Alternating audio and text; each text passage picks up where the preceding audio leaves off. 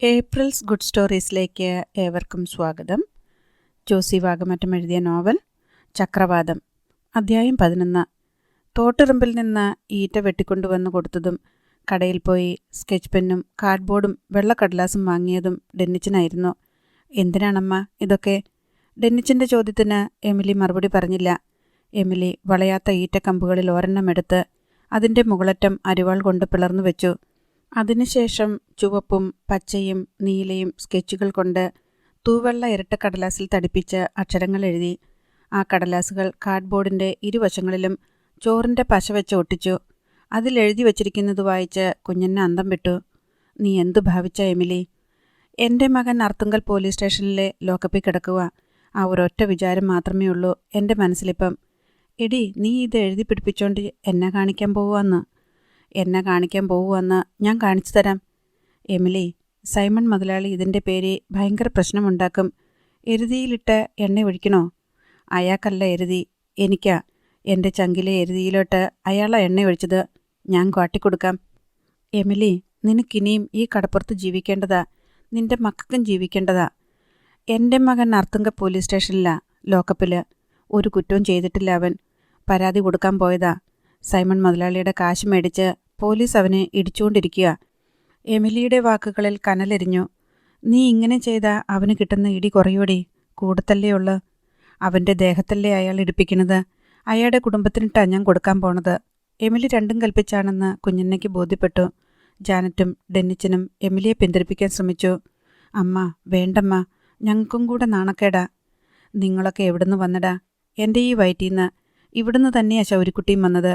എനിക്ക് അവനേക്കാൾ വലുതല്ല നിങ്ങളാരും. എമിലിയെ തടയാൻ ആർക്കും കഴിഞ്ഞില്ല. ഞായറാഴ്ച രാവിലത്തെ കുർബാന ശേഷം അർത്തുങ്കൽ പള്ളിയിൽ നിന്ന് ഇറങ്ങിയവർ കണ്ടത് എമിലി ഒരു പ്ലക്കാർഡും പിടിച്ചു നിൽക്കുന്ന കാഴ്ചയായിരുന്നു.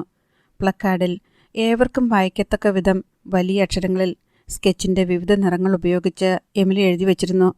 ശൗരിക്കുട്ടിയുടെ അപ്പൻ കാരക്കാട്ട് സൈമൺ തരകൻ. ഇത് സത്യം, ഇത് സത്യം, ഇത് സത്യം. അത് വായിച്ചവരെല്ലാം ആശ്ചര്യസ്തബ്ധരായി. വായിക്കാതെ വശങ്ങളിലൂടെ നടന്നു പോയവരും കാർ പാർക്ക് ചെയ്തിടത്തേക്ക് പോയവരും എമിലി നിൽക്കുന്നിടത്തേക്ക് വന്ന് വായിച്ചു. ഓരോ മിനിറ്റിലും എമിലി പ്ലക്കാർഡ് തിരിച്ചു പിടിച്ച് അതിൻ്റെ മറുവശത്ത് എഴുതിയതുകൂടി പ്രദർശിപ്പിച്ചു.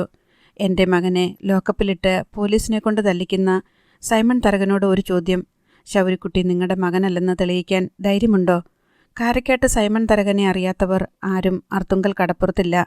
ഒരു മത്സ്യത്തൊഴിലാളി ബാലൻ എന്ന നിലയിൽ ശൗരിയെ അറിയുന്നവരും ധാരാളമുണ്ട്. എന്നാൽ ശൗരി കാരക്കാട്ട് സൈമൺ തരകൻ്റെ മകനാണെന്നറിയുന്നവർ തുലോം വിരളമായിരുന്നു. അറിയാവുന്നവർ തങ്ങളുടെ വിജ്ഞാനം മറ്റുള്ളവർക്കും പകർന്നുകൊടുത്ത് പറഞ്ഞും ചിരിച്ചും അവരവരുടെ വീടുകളിലേക്ക് മടങ്ങി. അർത്തുങ്കൽ ജംഗ്ഷനിലും മാർക്കറ്റിലും അതൊരു സംസാര വിഷയമായി മാറി. അടുത്ത ബസ്സിൽ കയറി തുമ്പോളിക്ക് പോയ എമിലി അവിടെ രണ്ടാം കുർബാന കഴിഞ്ഞിറങ്ങിയ ആളുകളുടെ മുന്നിൽ പ്ലക്കാർഡ് ഉയർത്തിപ്പിടിച്ചു. ശൗരിക്കുട്ടിയുടെ അപ്പൻ കാരക്കാട്ട് സൈമൺ തരകൻ. ഇത് സത്യം, ഇത് സത്യം, ഇത് സത്യം. അവിടെയും ഒരു സ്തംഭനാവസ്ഥ സൃഷ്ടിച്ച ശേഷം എമിലി പ്ലക്കാർഡും ഉയർത്തിപ്പിടിച്ച് റോഡരികിലൂടെ അർത്തുങ്കൽ പോലീസ് സ്റ്റേഷൻ ലക്ഷ്യമാക്കി നടന്നു. പാർട്ടി മീറ്റിംഗിൽ പങ്കെടുക്കാൻ മാരാരിക്കുളത്ത് നിന്ന് കണിച്ചുകുളങ്ങര പോവുകയായിരുന്ന നേതാവ് ചന്ദ്രഭാനു ആ കാഴ്ച കണ്ട് ഡ്രൈവറോട് കാർ നിർത്താൻ പറഞ്ഞു. എമിലിയെയും കടന്ന് അല്പദൂരം മുന്നോട്ടു പോയ കാർ സൈഡ് ഒതുക്കി നിർത്തിച്ച ശേഷം ചന്ദ്രഭാനു പുറത്തിറങ്ങി. കൂടെ കാറിലും പിന്നാലെ വന്ന ജീപ്പിലും ഉണ്ടായിരുന്നവർ ഇറങ്ങി. ചന്ദ്രഭാനു എമിലിയെ സമീപിച്ച് കാര്യമെന്താണെന്ന് തിരക്കി. എമിലി ശൗരിക്കുട്ടി പോലീസ് സ്റ്റേഷനിൽ പരാതി കൊടുക്കാൻ പോയതടക്കമുള്ള എല്ലാ കാര്യങ്ങളും ചന്ദ്രഭാനുവിനെ ധരിപ്പിച്ചു. പ്ലക്കാർഡിൻ്റെ പിന്നിലെ പീഡന ചരിത്രവും എമിലി മറച്ചുവെക്കാതെ പറഞ്ഞു. നിങ്ങളിപ്പോൾ ഈ പ്ലക്കാർഡും പിടിച്ചോണ്ട് ഒറ്റയ്ക്ക് എങ്ങോട്ടാ പോണേ? അർത്തുങ്കൽ പോലീസ് സ്റ്റേഷനിലോട്ട്, എമിലി പറഞ്ഞു. നിങ്ങൾ ഒറ്റയ്ക്ക് ചെന്നാൽ അവനെ പോലീസ് വിട്ടയക്കോ? എനിക്കറിയത്തില്ല സാറേ. ഞാനിതും പിടിച്ചോണ്ട് അതിൻ്റെ മുമ്പിൽ നിൽക്കും, അവനെ വിടണതുവരെ. പോലീസ് നിങ്ങളെ കൂടി പിടിച്ച് ലോക്കപ്പ് ചെയ്താലോ? ചെയ്യട്ടെ സാറേ, അവരെന്താന്ന് വെച്ച് ചെയ്യട്ടെ, എമിലി ഒട്ടും കൂസാതെ പറഞ്ഞു. ചന്ദ്രഭാനു തൻ്റെ അനുയായികൾക്ക് ചില നിർദ്ദേശങ്ങൾ നൽകിയ ശേഷം കാറിൽ കയറി മീറ്റിംഗ് സ്ഥലത്തേക്ക് യാത്രയായി. ചന്ദ്രഭാനുവിൻ്റെ 3 അനുയായികൾ എമിലിയുടെ പിന്നാലെ നടന്നു. ചേച്ചി ധൈര്യമായിട്ട് പൊക്കോ, ഞങ്ങളുണ്ട് കൂടെ. അവർ മൊബൈൽ ഫോണിൽ ഇടയ്ക്കിടെ ആരെയൊക്കെയോ വിളിച്ചുകൊണ്ടിരുന്നു. ഓരോ സ്ഥലത്തെത്തുമ്പോഴും 10-20 പേർ എമിലിയുടെ പിന്നാലെ കൂടി. ചെത്തിയിലെത്തിയപ്പോൾ അതൊരു ജാതിയായി. അതിനിടയിൽ കണിച്ചുകുളങ്ങര നിന്നും ബൈക്കിലും വാനിലും മറ്റുമായി കുറേ പേർ എത്തിച്ചേർന്നു. ജാഥയ്ക്ക് നീളം കൂടിക്കൂടി വന്നു. ഇത്തവണ മക്കളെ 4 പേരെയും പിന്നണിയിൽ നിർത്തിക്കൊണ്ടായിരുന്നു എൽസമ്മയുടെ ആക്രമണം. ഇതിപ്പോൾ 100ാമത്തെ ആളാ വിളിച്ചു പറയുന്നേ. തുമ്പോളിയിലും അർത്തങ്കിലുമൊക്കെ ആളുകൾ ചിരിച്ചു കുഴഞ്ഞെന്ന്. പള്ളി കഴിഞ്ഞപ്പോഴത്തെ പ്രകടനം അത്ര ഗംഭീരമായിരുന്നെന്ന്. 100 കണക്കിന് ആളുകൾ കുർബാന കഴിഞ്ഞിറങ്ങി വരുമ്പം ആ സ്ത്രീ പ്ലക്കാർഡും പൊക്കിപ്പിടിച്ചുകൊണ്ട് നിൽക്കുക. ശൗരിക്കുട്ടിയുടെ അപ്പൻ കാരക്കാട്ട് സൈമൺ തരകനെന്ന്. പള്ളി വന്നവരും അർത്തുങ്കൽ ജംഗ്ഷനിൽ ഉണ്ടായിരുന്നവരും അതുവഴി കടന്നുപോയവരും സകലരും അറിഞ്ഞു. സൈമൺ തരകൻ വായിൽ വന്ന തെറികളൊക്കെ കടിച്ചമർത്തി നിൽക്കുകയാണ്. ഒന്ന് പൊട്ടിത്തെറിച്ചാൽ കാരക്കാട്ട് ബംഗ്ലാവ് ഒരാഴ്ചത്തേക്ക് മുഴുവൻ ചീഞ്ഞു നാറാനുള്ളത്ര പുഴുത്ത തെറികൾ അയാളുടെ ഉള്ളിൽ കിടന്ന് തിളച്ചു മറിയുന്നുണ്ടായിരുന്നു. പക്ഷേ യൗവനയുക്തിയായ മകൾ ഡോളി ഉൾപ്പെടെ 4 മക്കളും എൽസമ്മയുടെ പിന്നിൽ അമർഷം പൂണ്ടു നിൽക്കുന്നു. അർത്തുങ്കലെ പ്രകടനം പോരാഞ്ഞിട്ട് അവൾ തുമ്പോളിപ്പള്ളിക്ക് മുന്നിലും ചെന്ന് പ്രകടനം നടത്തി വെല്ലുവിളിച്ചിരിക്കുക. അവള് ശൗരിക്കുട്ടി നിങ്ങളുടെ മകനല്ലെന്ന് തെളിയിക്കാമോ എന്ന്. തെളിയിക്കാൻ പറ്റുമോ നിങ്ങൾക്ക്? ഇല്ല. ഈ മക്കള്, എൻ്റെ വയറ്റിൽ പിറന്ന ഈ 4 കുഞ്ഞുങ്ങളും ഇതൊക്കെ കണ്ടും കേട്ടുമാ വളർന്നു വരുന്നെന്ന് ഓർമ്മയുണ്ടോ? നാളെ അവർക്ക് പുറത്തിറങ്ങി നടക്കാൻ പറ്റുമോ? മനുഷ്യരുടെ മുഖത്ത് നോക്കാൻ പറ്റുമോ? ശൗരിക്കുട്ടി നിന്റെ ആരാന്ന് ചോദിക്കാനുള്ള അവസരം ആരെങ്കിലും വിട്ടുകളയോ? ചോദിക്കും. നിങ്ങളുടെ മക്കള് എന്നെ മറുപടി പറയണം. അതും കൂടി പറഞ്ഞു കൊടുത്തേക്ക്. നീയൊന്ന് ചിലക്കാണ്ടിരിക്കുമോ? ഈ കടപ്പുറത്തെ പകുതി മനുഷ്യന്മാരുടെ നാക്ക് നിന്റെ വായില. നീയൊന്ന് വായടച്ചു വെച്ചാൽ ബാക്കിയുള്ളവരെ നോക്കിയാൽ മതിയല്ലോ. തോൽവിയിലും കയർത്ത് സംസാരിച്ച് പിടിച്ചു നിൽക്കാനൊരു ശ്രമം നടത്തി സൈമൺ തരകൻ. ആ ചെക്കൻ കടലിൽ പോയി വല്ല മീനും പിടിച്ച് അവൻ്റെ പാട് നോക്കി ജീവിച്ചുകൊണ്ടിരുന്നതാ. അവൻ്റെ ജീവിതമാർഗവും വലയും വള്ളവും എല്ലാം നശിപ്പിച്ചു. നിങ്ങൾക്ക് എന്നാ പുണ്യം കിട്ടി? കടിക്കാത്ത പട്ടിയുടെ വായി കോലിട്ടിളക്കല്ലേന്ന് ഞാനൊരു 100 വട്ടം പറഞ്ഞിട്ടുണ്ട്. കേൾക്കത്തില്ല. ഇപ്പോൾ എങ്ങനെയിരിക്കുന്നു? തൃപ്തിയായല്ലോ? ഞാൻ എന്നാ ചെയ്തെന്നാടി നീ പറഞ്ഞുകൊണ്ട് വരുന്നത്? ചെയ്തത് എന്താന്ന് എന്നോടെന്തിനാ ചോദിക്കുന്നേ? തന്നെത്താൻ അറിയാവല്ലോ. പരാതിയുമായിട്ട് ചെന്ന് ആ ചെക്കനെ പിടിച്ച് പ്രതിയാക്കി ലോക്കപ്പിലിട്ട് ഇടിക്കാൻ വേണ്ടിയല്ലേ ഇന്നലെ നിങ്ങളാ SIയെ വിളിച്ച് ഔട്ട് ഹൗസിൽ കൊണ്ടുവന്ന് കള്ളും കാശും കൊടുത്ത് സൽക്കരിച്ചത്? എൽസമ്മ വെട്ടി തുറന്നു ചോദിച്ചു. ആണുങ്ങൾ അങ്ങനെ പലതും ചെയ്യും. വീട്ടിലിരിക്കുന്ന പെണ്ണുങ്ങൾ അതൊന്നും തിരക്കാനും ചോദ്യം ചെയ്യാനും വരണ്ട. എന്നെ ഫോണിൽ വിളിക്കുന്നവർ ഒരു ചോദ്യം ചോദിക്കുന്നുണ്ട്. എൽസമ്മയുടെ കെട്ടിയോന് ശൗരിക്കുട്ടിയെന്ന് പേരുള്ള ഒരു മകനും കൂടിയുണ്ട് അല്ലേന്ന്. അതിന് ഞാൻ എന്നെ മറുപടി പറയണം? പറയണമെടി. നിൻ്റെയൊക്കെ കെട്ടിയവനും കാണും ഇതുപോലെ 1ഉം 2ഉമൊക്കെ. എവിടെങ്കിലും അന്വേഷിച്ചിട്ട് വിവരം അറിയിക്കാമെന്ന്. വായിൽ നാക്കെന്തിനാടി? സൈമൺ തരകൻ കുറെ കൂടി ശബ്ദമുയർത്തി. ഇതൊക്കെ എവിടുത്തെ ന്യായമാ നിങ്ങൾ പറയുന്നേ?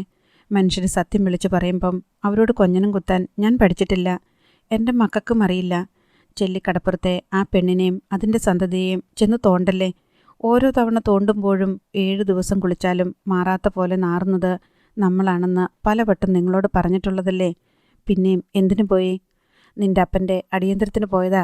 പൊടി അവിടുന്ന്. അങ്ങാടി തോക്കുമ്പോഴെല്ലാം എൻ്റെ അപ്പന് ചീത്ത. ആ മനുഷ്യൻ എന്ത് ചെയ്തിട്ടാ? എൻ്റെ പേര് കടപ്പുറങ്ങളിൽ മുഴുവൻ നടന്ന് അവൾ നാറ്റിച്ചിട്ടുണ്ടെങ്കിൽ അവളുടെ മകൻ ജീവനോടെ പുറത്തിറങ്ങൂല ലോക്കപ്പിന്ന്. അതിനുള്ള പണി എനിക്കറിയാം. അവനെ വല്ലതും ചെയ്തിട്ട് നിങ്ങൾക്ക് ജയിലിലും പോയി കിടക്കണോ? എൻ്റെ പട്ടി പോയി കിടക്കും ജയിലിൽ. നീ വിവരക്കേട് പറയില്ലേ എൽസമ്മേ? വാദപ്രതിവാദത്തിനിടയിൽ എൽസമ്മയ്ക്ക് വീണ്ടും ഫോൺ വന്നു. എൽസമ്മ ഫോൺ എടുത്ത് സംസാരിച്ചു. ഒപ്പം സൈമൺ തരകൻ്റെ മൊബൈലിലേക്കും ഒരു കോൾ വന്നു. അത് അർത്തുങ്കൽ SI മനോജ് കുര്യൻ്റെ കോളായിരുന്നു. സംഗതി അല്പം പ്രശ്നമാണല്ലോ മുതലാളി. ശൗര്യയുടെ അമ്മയും ആൾക്കാരും ജാഥയായി പോലീസ് സ്റ്റേഷനിലോട്ട് വരുന്നുണ്ടെന്നറിഞ്ഞു. നിങ്ങൾ പോലീസുകാർ പിന്നെന്തിനാ അങ്ങോട്ട് ചെന്നിറങ്ങി എല്ലാ അവന്മാരെയും അടിച്ചോടിക്ക്? ലാത്തിയില്ലേ കയ്യിൽ? ഒരു ലാത്തി ചാർജ് നടത്തിയാൽ പോരെ? ഇന്ന് ഞായറാഴ്ച ആയതുകൊണ്ട് ഞാൻ വൈഫ് ഹൗസിലോട്ട് പോന്നിരിക്കുകയായിരുന്നു. ഞാൻ സ്ഥലത്തില്ല. ഹരിപ്പാടാ. ഇപ്പോൾ തിരിച്ചു പോയിക്കൊണ്ടിരിക്കുക. അവരെ വിരട്ടിയോടിക്കാൻ നിങ്ങളുടെ പോലീസിന് പറ്റത്തില്ലേ? ASI ഇല്ലേ സ്റ്റേഷനിൽ? വരട്ടൊന്നും നടക്കത്തില്ല മുതലാളി. Party ഏറ്റെടുത്തിരിക്കുക case. ചന്ദ്രഭാനുവിൻ്റെ ആൾക്കാരാ ആ സ്ത്രീയുടെ പുറകെ മാർച്ച് ചെയ്തു വരുന്നത്. താൻ എന്തെങ്കിലും ചെയ്യടോ. ആകെ നാറിയല്ലോ മുതലാളി. തുമ്പോളി മുതൽ അർത്തുങ്കൽ വരെ സകല മനുഷ്യരും അറിഞ്ഞല്ലോ. വന്നുപോയില്ലേ? ഇന്നലെ നല്ല ഇടി കൊടുത്ത് കൂമ്പ് കലക്കി അവനെ അങ്ങ് വിട്ടാൽ മതിയായിരുന്നു. സൈമൺ തരകന് വീണ്ടും വിചാരം വന്നു. ഇടിയൊക്കെ വേണ്ട പോലെ ഞാൻ കൊടുത്തിട്ടുണ്ട്. ഇന്ന് രാത്രി ഒന്നുകൂടെ കൈകാര്യം ചെയ്തിട്ട് വിടാനിരിക്കുമായിരുന്നു. എങ്കിലങ്ങനെ വിട്ടാൽ മതി. ജാഥയൊക്കെ വന്നിട്ട് പോട്ടെ. അവൻ്റെ പേരിലൊരു പെറ്റി കേസ് ചാർജ് ചെയ്താൽ പോരെ? ഞാൻ എന്തു വേണമെങ്കിലും ചെയ്യാം. പക്ഷേ മുതലാളിക്കാ ക്ഷീണം. ആ പ്ലക്കാർഡും പിടിച്ചോണ്ട് ആ പിഴച്ച തള്ളയെ അവന്മാർ ലോകം മുഴുവൻ നടത്തി ശൗരിക്കുട്ടി മുതലാളിയുടെ മകനാണെന്ന് പ്രചരിപ്പിക്കും. ഇപ്പം തന്നെ എല്ലാം കുളമായി. ഇനി എന്നെ നോക്കാനാ? എന്താന്ന് വെച്ചാൽ ചെയ്യ്, എന്നിട്ട് വിളിച്ചാൽ മതി. സൈമൺ തരകൻ ഫോൺ വെച്ചു. അപ്പോഴും എൽസമ്മ ഫോണിൽ സംസാരിക്കുകയായിരുന്നു. ജാഥയും പ്ലക്കാർഡും തന്നെയായിരുന്നു വിഷയം. നാണക്കേട് കാരണം എൽസമ്മ പിന്നെ വിളിക്കാം എന്ന് പറഞ്ഞ് കോൾ കട്ട് ചെയ്തു. ജാഥ പോകുക, മാരാരി മുതൽ അർത്തുങ്കൽ വരെ. ഇനി ആരാ കാണാനും അറിയാനുമുള്ളത്? എൽസമ്മ സൈമൺ തരകനോട് ചോദിച്ചു. നിന്റെ അപ്പൻ അറിഞ്ഞില്ലല്ലോ, അയാളും കൂടി അറിയട്ടെ, സൈമൺ തരകൻ പറഞ്ഞു. എൻ്റെ അപ്പൻ ഒന്നും അറിയാതെയാ എന്നെ നിങ്ങൾക്ക് കെട്ടിച്ചു തന്നത്. കാരക്കാട്ട് ഫാമിലിയുടെ പേരും പെരുമയും മാത്രമേ നോക്കിയുള്ളൂ. അതാ എൻ്റെ അപ്പന് പറ്റിയ തെറ്റ്. പിന്നീടല്ലേ മനസ്സിലായത് കാരക്കാട്ട് ഫാമിലിക്കാർ ഉഗ്രവിഷമുള്ള ഇനമാണെന്ന്. നിന്നെയൊക്കെ വെച്ചോണ്ട് നടക്കണമെങ്കിൽ കുറച്ച് വിഷം വേണമെടി. 1 മാസത്തേക്ക് ഞാനും മക്കളും പുറത്തോട്ട് ഇറങ്ങുന്നില്ല. വാതിലടച്ച് വീട്ടിലിരുന്ന നാട്ടുകാരുടെ നിന്നയും പരിഹാസവും കാണുകയും വേണ്ട, കേൾക്കുകയും വേണ്ട. എന്നാൽ അങ്ങനെ തന്നെ ചെയ്യ്. അല്ല പിന്നെ. സൈമൺ തരകൻ ഭാര്യയുടെയും മക്കളുടെയും മുന്നിൽ നിന്ന് തലയൂരി. മക്കൾ ഓരോരുത്തരായി പിൻവലിഞ്ഞു. അമ്മ അനുഭവിക്കുന്ന അപമാനവും വേദനയും എത്രയാണെന്ന് അവർക്കറിയാം. അതിലൊരു പങ്ക് അവരും അനുഭവിക്കുന്നുണ്ട്. ഒടുവിൽ ഡാൻഡസ് മാത്രമായി എൽസമ്മയുടെ അരികെ. അവൻ ചോദിച്ചു, മമ്മി, അന്ന് ഞാൻ മീൻ ചോദിച്ചപ്പോൾ തരാതെ പോയവനല്ലേ ശൗരിക്കുട്ടി? നീ അതൊക്കെ ഓർത്തിരിക്കുന്നുണ്ട് അല്ലേ? അന്ന് ഞാൻ സൈമൺ തരകൻ്റെ മകനാണെന്ന് പറഞ്ഞപ്പോൾ അവനും പറഞ്ഞല്ലോ അവനും അങ്ങനെയാണെന്ന്. അത് ശരിയല്ലേ? ഇനി മറച്ചു വച്ചിട്ടൊന്നും കാര്യമില്ലെന്ന് എൽസമ്മയ്ക്ക് മനസ്സിലായി. നിന്റെ ഡാഡിയുടെ സ്വഭാവം അങ്ങനായിപ്പോയി. സഹിക്കല്ലാതെ എന്ത് നിവൃത്തി? ഡാൻഡസിൻ്റെ മനസ്സിൽ നിന്ന് ആ ചിന്ത വിട്ടുമാറിയില്ല. ശൗരിക്കുട്ടി ഡാഡിയുടെ മകൻ, തന്നെപ്പോലെ തന്നെ. പക്ഷേ അവൻ തന്നെപ്പോലെ കാരക്കാട്ട് ബംഗ്ലാവിൽ താമസിക്കുന്നില്ല.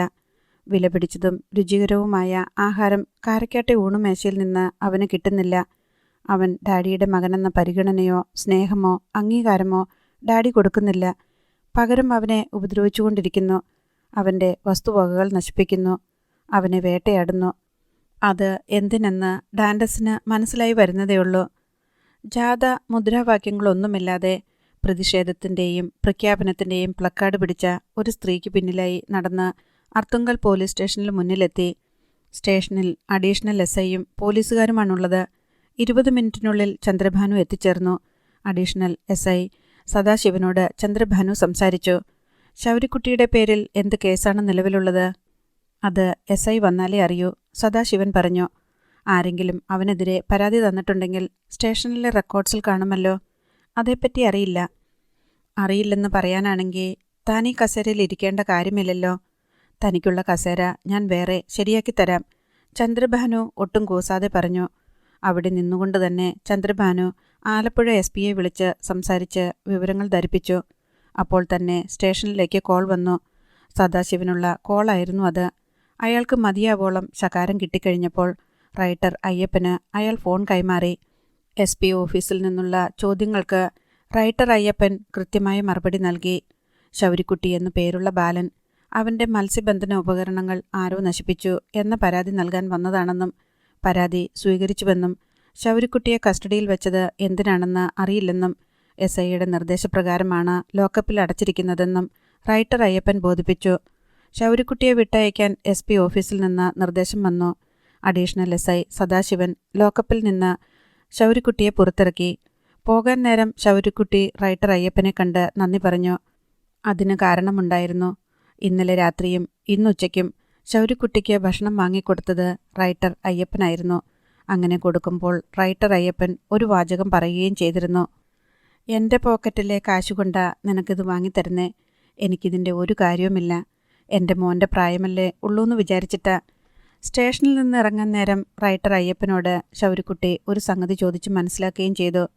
എൻ്റെ അമ്മേനെ തെറി വിളിച്ച ആ SIൻ്റെ പേരെന്താ? അയ്യപ്പൻ അവനെ സൂക്ഷിച്ചു നോക്കി. എന്തിനാടാ? മറന്നു പോകാതിരിക്കാനാ.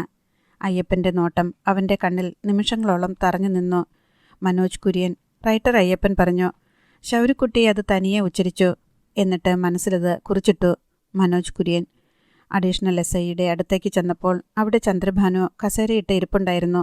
നീയാണോടാ ശൗരിക്കുട്ടി? ചന്ദ്രഭാനു അവനെ അടിമുടി നോക്കി.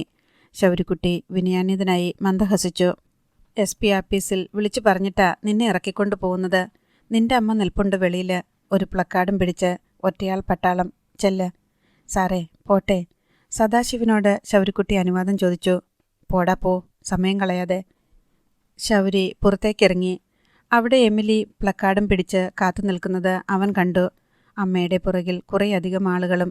ശൗരിക്കുട്ടി അമ്മയുടെ അടുത്തേക്ക് ചെന്നപ്പോൾ ആൾക്കൂട്ടം കൈയടിച്ചു. അപ്പോൾ ശൗരിക്കുട്ടിയുടെ മുഖത്തുണ്ടായ നാണം കലർന്ന പുഞ്ചിരി കണ്ട് എമിലിക്ക് ചിരി വന്നു. ഒപ്പം കണ്ണു നിറയുകയും ചെയ്തു. അധ്യായം 12. എമിലിയും ശൗരിക്കുട്ടിയും കൂടി വരുന്നത് കാണാൻ കടപ്പുറത്തുള്ളവർ ആ വീടിന് ചുറ്റും കൂടി. എമിലി ഒറ്റയ്ക്ക് നടത്തിയ പ്രകടനത്തെക്കുറിച്ച് അറിയാൻ ചെല്ലിക്കടപ്പുറത്ത് ഇനിയാരും ബാക്കിയുണ്ടായിരുന്നില്ല. അറിഞ്ഞവർ അത് അടുത്തയാൾക്ക് കൈമാറി. 4 ആൾ കൂടുന്നിടത്തെല്ലാം അത് ചർച്ചയായി. എമിലിയുടെ തൻ്റെ ഇടത്തെപ്പറ്റി പറയും തോറും കടപ്പുറത്തുകാർക്ക് അതിശയം പെരുകി.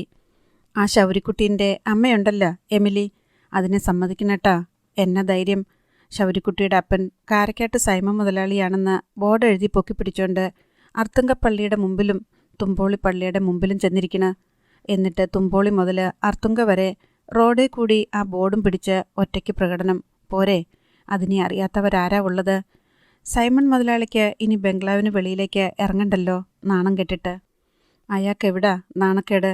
കാണ്ടാമൃഗത്തിൻ്റെ തൊലിക്കെട്ടിയല്ലേ. അയാൾ മൂർഖനാ. ഇതിനൊക്കെ അയാൾ പകരം വെട്ടും. ഇങ്ങനെ പോയി കടപ്പുറത്തുകാരുടെ അഭിപ്രായ പ്രകടനങ്ങൾ. എന്നിരുന്നാലും എമിലി കാണിച്ച ചങ്കൂറ്റം പുരുഷന്മാർ പോലും കാണിക്കാൻ ധൈര്യപ്പെടില്ലെന്നുള്ള കാര്യത്തിൽ ചെല്ലിക്കടപ്പുറത്തെ മത്സ്യത്തൊഴിലാളികൾ ഏക അഭിപ്രായക്കാരായിരുന്നു. എമിലിയും ശൗരിക്കുട്ടിയും വീട്ടിലെത്തിച്ചേർന്നു. അയൽക്കാരി പെണ്ണുങ്ങൾ ശൗരിക്കുട്ടിയെ കാണാനും എമിലിയോട് സംസാരിക്കാനുമായി വന്നു. നിനക്കെങ്ങനെ ധൈര്യം കിട്ടിയടി എമിലി? നീ ഒറ്റയ്ക്കല്ലേ ഉണ്ടായിരുന്നുള്ളൂ? എൻ്റെ മോനെ പോലീസ് പിടിച്ച് ലോക്കപ്പിലിട്ടിരിക്കുമ്പോൾ എനിക്ക് അതിനേക്കായാലും വലിയ പേടി വേറെ എന്നതാ? എമിലി അവരോട് ചോദിച്ചു. സൈമൺ മുതലാളിയോ പോലീസോ നാട്ടുകാരോ ഒന്നുമല്ല എനിക്ക് വലുത്. എനിക്ക് വലുത് എൻ്റെ മോനാ. വേറെ ആരെയും ഞാൻ നോക്കിയില്ല. നീ കമ്മ്യൂണിസ്റ്റ് പാർട്ടിയിലും പോയി ചേർന്നാ? എലീസ ചോദിച്ചു. പാർട്ടി ഏതാണെന്നൊന്നും ഞാൻ നോക്കിയില്ല. എനിക്കും എൻ്റെ മോനും ന്യായവും നീതിയും കിട്ടണമെന്ന് തോന്നിയ കുറേ പേര് എൻ്റെ കൂടെ വന്ന് പോലീസ് സ്റ്റേഷൻ വരെ. അവിടെ ഒരു നേതാവ് പോലീസ് സ്റ്റേഷനിൽ കയറി ശൗരിക്കുട്ടിയെ വിടണമെന്ന് പറഞ്ഞു. അപ്പോഴാ വിട്ടത്. കുഞ്ഞന്ന തെല്ല് അത്ഭുതത്തോടെയാണ് എമിലിയെ കണ്ടത്. അവളുടെ ഉള്ളിൽ പ്രതിഷേധത്തിൻ്റെ അഗ്നി അണയാതെ കിടപ്പുണ്ടെന്ന് അവർക്ക് മനസ്സിലായി. അമ്മ പ്ലക്കാർഡും പിടിച്ച് ഒറ്റയ്ക്ക് പ്രകടനം നടത്തിയെന്നും അർത്തുങ്കൽ പള്ളിയുടെയും തുമ്പോളി പള്ളിയുടെയും മുന്നിൽ പോയി നിന്നുവെന്നും ഒക്കെ അറിഞ്ഞപ്പോൾ ജാനറ്റിനും ഡെന്നിച്ചനും നാണക്കേട് തോന്നി. ആദ്യം എമിലി അതിനുവേണ്ടി ഇറങ്ങിത്തിരിച്ചപ്പോൾ തന്നെ അവർ എതിർപ്പ് പ്രകടിപ്പിച്ചതാണ്. ഞങ്ങൾക്ക് നാളെ സ്കൂളിൽ പോകണ്ടല്ലോ, ആൾക്കാർ ഞങ്ങളെ നോക്കി ചിരിക്കുവല്ലോ. ഡെന്നിച്ചൻ ആവലാതിപ്പെട്ടു. എന്തിനടാ ചിരിക്കണത്? എമിലി ഒച്ചയെടുത്തു. എന്തിനാണെന്ന് അമ്മയ്ക്ക് അറിഞ്ഞുകൂടെ? ഡെന്നിച്ചൻ ചോദിച്ചു. ശൗരിക്കുട്ടി സൈമൺ മുതലാളിൻ്റെ മോനാണെന്ന് പറഞ്ഞതിനാണോടാ? സൈമൺ മുതലാളി അല്ലല്ലോ ഞങ്ങളുടെയൊക്കെ അപ്പൻ. എമിലിക്ക് കാര്യങ്ങൾ മനസ്സിലായി വരുന്നതേയുള്ളൂ. ശൗരിക്കുട്ടിക്ക് അവൻ്റെ അപ്പൻ സൈമൺ മുതലാളിയാണെന്ന് പറയണത് വലിയ കേമമായിരിക്കും. പക്ഷേ ഞങ്ങൾക്ക് അങ്ങനല്ല. ഞങ്ങളുടെ അമ്മയുടെ പേരാ ചീത്തയായത്. എമിലി ഇപ്പോഴാണ് ആ വശം കണ്ടത്. ശൗരിക്കുട്ടി കാരക്കാട്ട് സൈമൺ മുതലാളിയുടെ മകനാണെന്ന സത്യം സമൂഹത്തോട് എമിലി മൂകമായി പ്രഖ്യാപിച്ചപ്പോൾ ശൗരിക്കുട്ടിയുടെ പിതാവിൻ്റെ സ്ഥാനം സൈമൺ തരകനിൽ സ്ഥിരീകരിക്കപ്പെടുക മാത്രമല്ല ഉണ്ടായത്, എമിലിയുടെ ചാരിത്ര്യവും പാതിവൃത്യവും ചോദ്യം ചെയ്യപ്പെടുക കൂടിയാണ്. രാത്രി ഉറങ്ങാൻ കിടക്കുമ്പോൾ കുഞ്ഞന്ന ആരോടെന്നില്ലാതെ പറഞ്ഞു. എല്ലാവരും ഏറെക്കുറെ മറന്നതായിരുന്നു. ഇപ്പോൾ പിന്നെയും കുത്തിയിളക്കി. ശൗരിക്കുട്ടിക്ക് വേണ്ടി മാത്രം എത്ര പേരെയാ നാണം കെടുത്തിയത്? അവൻ സൈമൺ മുതലാളിയുടെ മോനാണെന്ന് പറയുന്നത് നിന്റെ മൂത്ത മക്കൾക്ക് വലിയ അഭിമാനമാണോ? സൈമൺ തരകൻ നിങ്ങളുടെ അമ്മയുടെ ആരാണെന്ന് നിന്റെ മക്കളോട് നാളെ ആരെങ്കിലും ചോദിച്ചാൽ അവരെന്ത് മറുപടി പറയണം? ഞാൻ അതൊന്നും നോക്കിയില്ലമ്മേ. എൻ്റെ മോനെ പോലീസ് പിടിച്ചു വച്ചേക്കണ.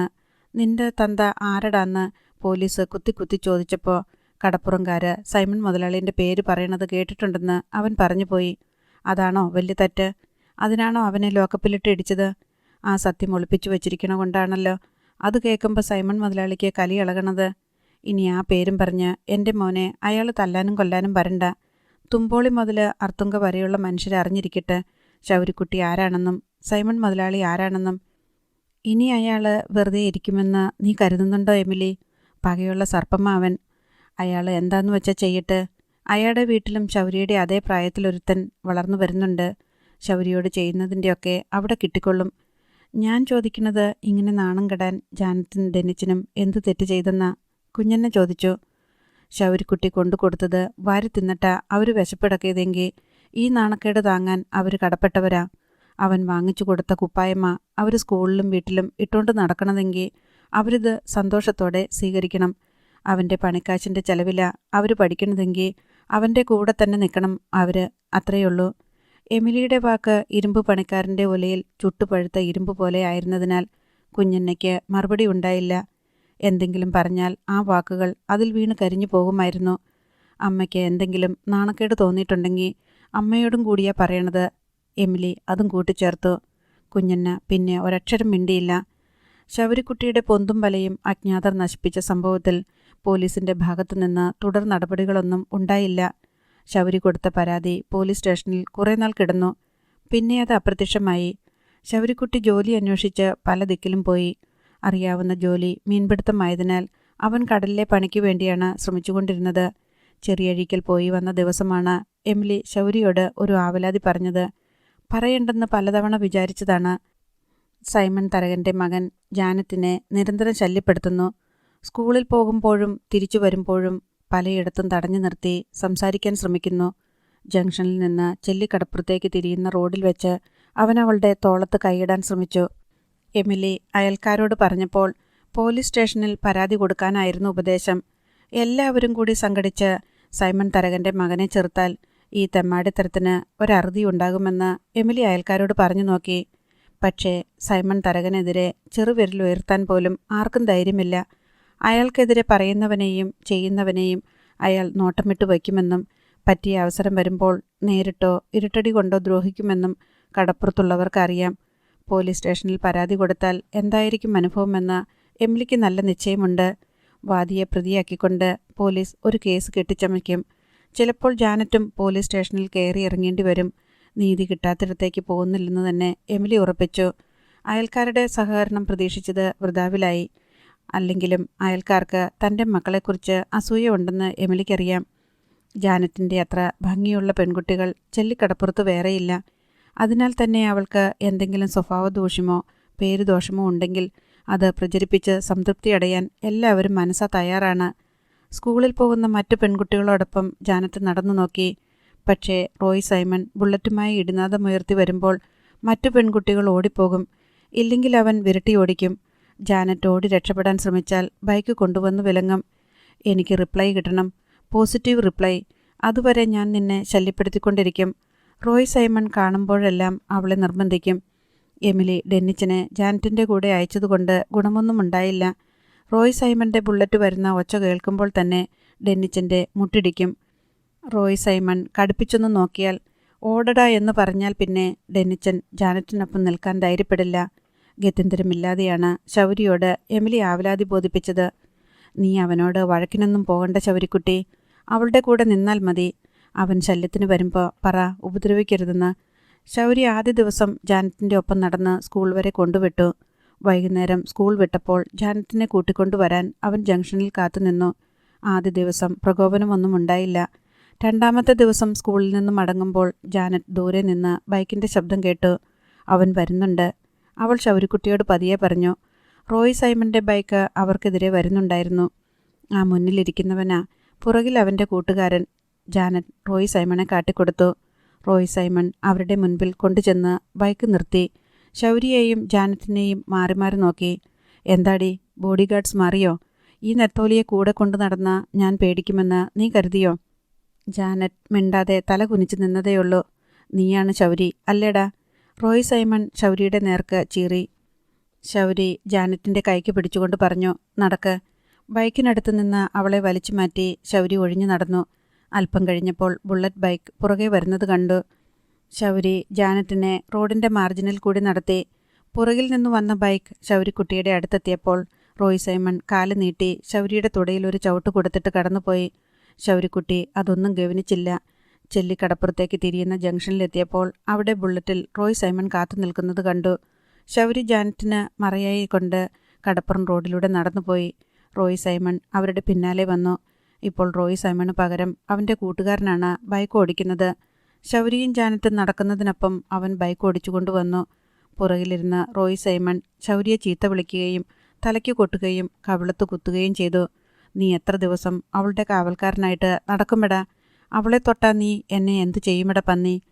റോയ് സൈമൺ ശൗരിയുടെ കഴുത്തിൽ പിടിച്ചു തള്ളി. ശൗരി ഉടൻ തിരിഞ്ഞു നിന്നു. എന്താടാ തുറച്ചു നോക്കുന്നേ?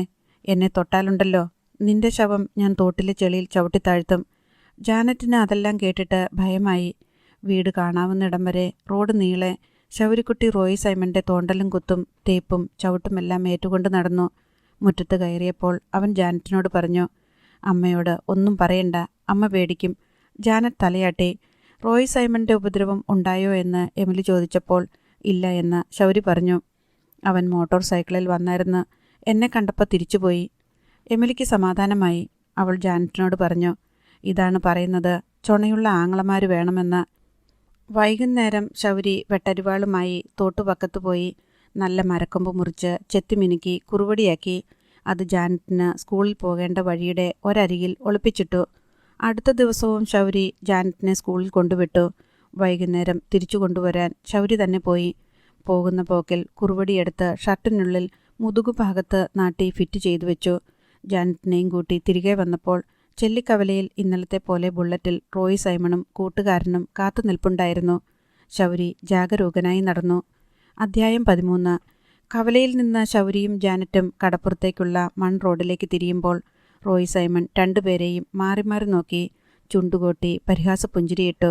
അവർ കടന്നുപോയി കഴിഞ്ഞപ്പോൾ റോയ് സൈമൺ കൂട്ടുകാരനെ ബൈക്ക് ഓടിക്കാൻ ഏൽപ്പിച്ച് പിന്നിൽ കയറിപ്പറ്റി. റോയിയുടെ സുഹൃത്ത് ബോബി ആൻ്റണി അവനോട് ചോദിച്ചു, എന്തെങ്കിലും പ്രോബ്ലം ഉണ്ടാകുമോടെ? എന്തു പ്രോബ്ലം? ആരുണ്ടാക്കാൻ? കടപ്പുറത്തുകാരെല്ലാം കൂടി സംഘടിച്ച നിന്നെ തല്ലിക്കൊല്ലും. എൻ്റെ ഡാഡിയോട് പൈസ വാങ്ങാത്ത ഏത് ഫിഷർമാനാ ഈ കടപ്പുറത്തുള്ളത്? ഇപ്പോൾ കടലിൽ മീനില്ലാത്ത സമയമാ. ഇനിയും വരും അവർ കടം വാങ്ങാൻ. അവൻ ഉശിരുള്ളവനാണ് കേട്ടോ. അവൻ്റെ പെങ്ങളെ തൊട്ട് അവൻ റിയാക്ട് ചെയ്യും. ചെയ്യട്ടെ, എന്നിട്ട് വേണം അവനിട്ട് രണ്ട് പൊട്ടിക്കാൻ. പെങ്ങളുടെ ബോഡി ഗാർഡിൻ്റെ പണി അവൻ ഇന്നത്തോടെ നിർത്തണം. നിർത്തിക്കും ഞാൻ. റോയ് സൈമൺ ആവേശം പൂണ്ടു. ബോബി ആൻ്റണി മെല്ലെ ബൈക്ക് ഓടിച്ച് ജാനറ്റും ശൗരിയും നടന്നു പോകുന്നതിൻ്റെ പിന്നാലെ ചെന്നു. ജാനറ്റും ശൗരിയും തിരിഞ്ഞു നോക്കി. ജാനറ്റിൻ്റെ നെഞ്ചെടുപ്പ് ദ്രുതഗതിയിലായി. പേടിയും ജാഗ്രതയും കൊണ്ട് ഹൃദയം പൊട്ടിപ്പോകുമെന്ന് അവൾക്ക് തോന്നി. ബൈക്ക് അവരുടെ ഒപ്പം എത്തിയതും റോയ് സൈമൺ മുഷ്ടി നീട്ടി ശൗരിയുടെ തലയ്ക്ക് ഒരിടി കൊടുത്തു.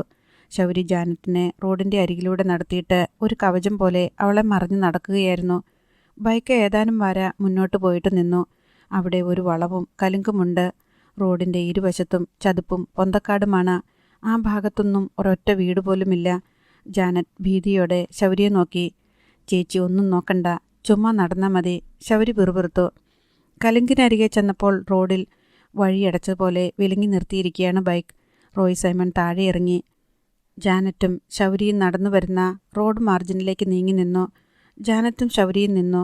റോയ് സൈമൺ അവരുടെ നേരെ മുന്നിലേക്ക് ചെന്നു. ജാനറ്റ് മുഖം കുനിച്ചു.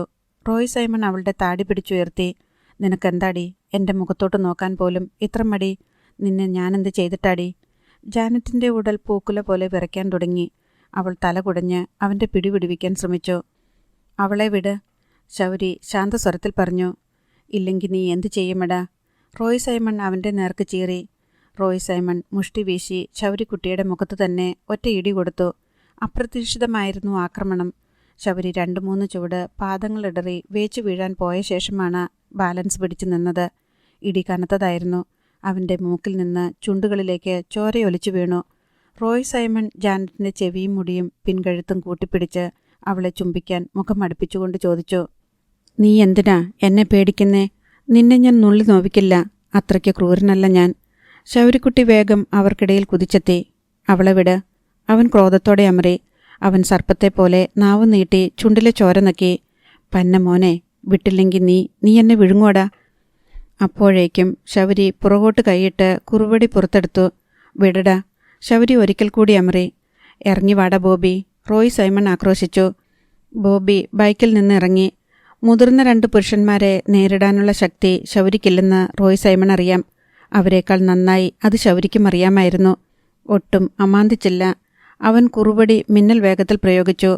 കമ്പിപ്പാരയ്ക്കടിക്കുന്നത് പോലുള്ള പ്രഹരമേറ്റ് ജാനറ്റിൻ്റെ കഴുത്തിൽ നിന്ന് റോയ് സൈമൻ്റെ പിടിവിട്ടുപോയി.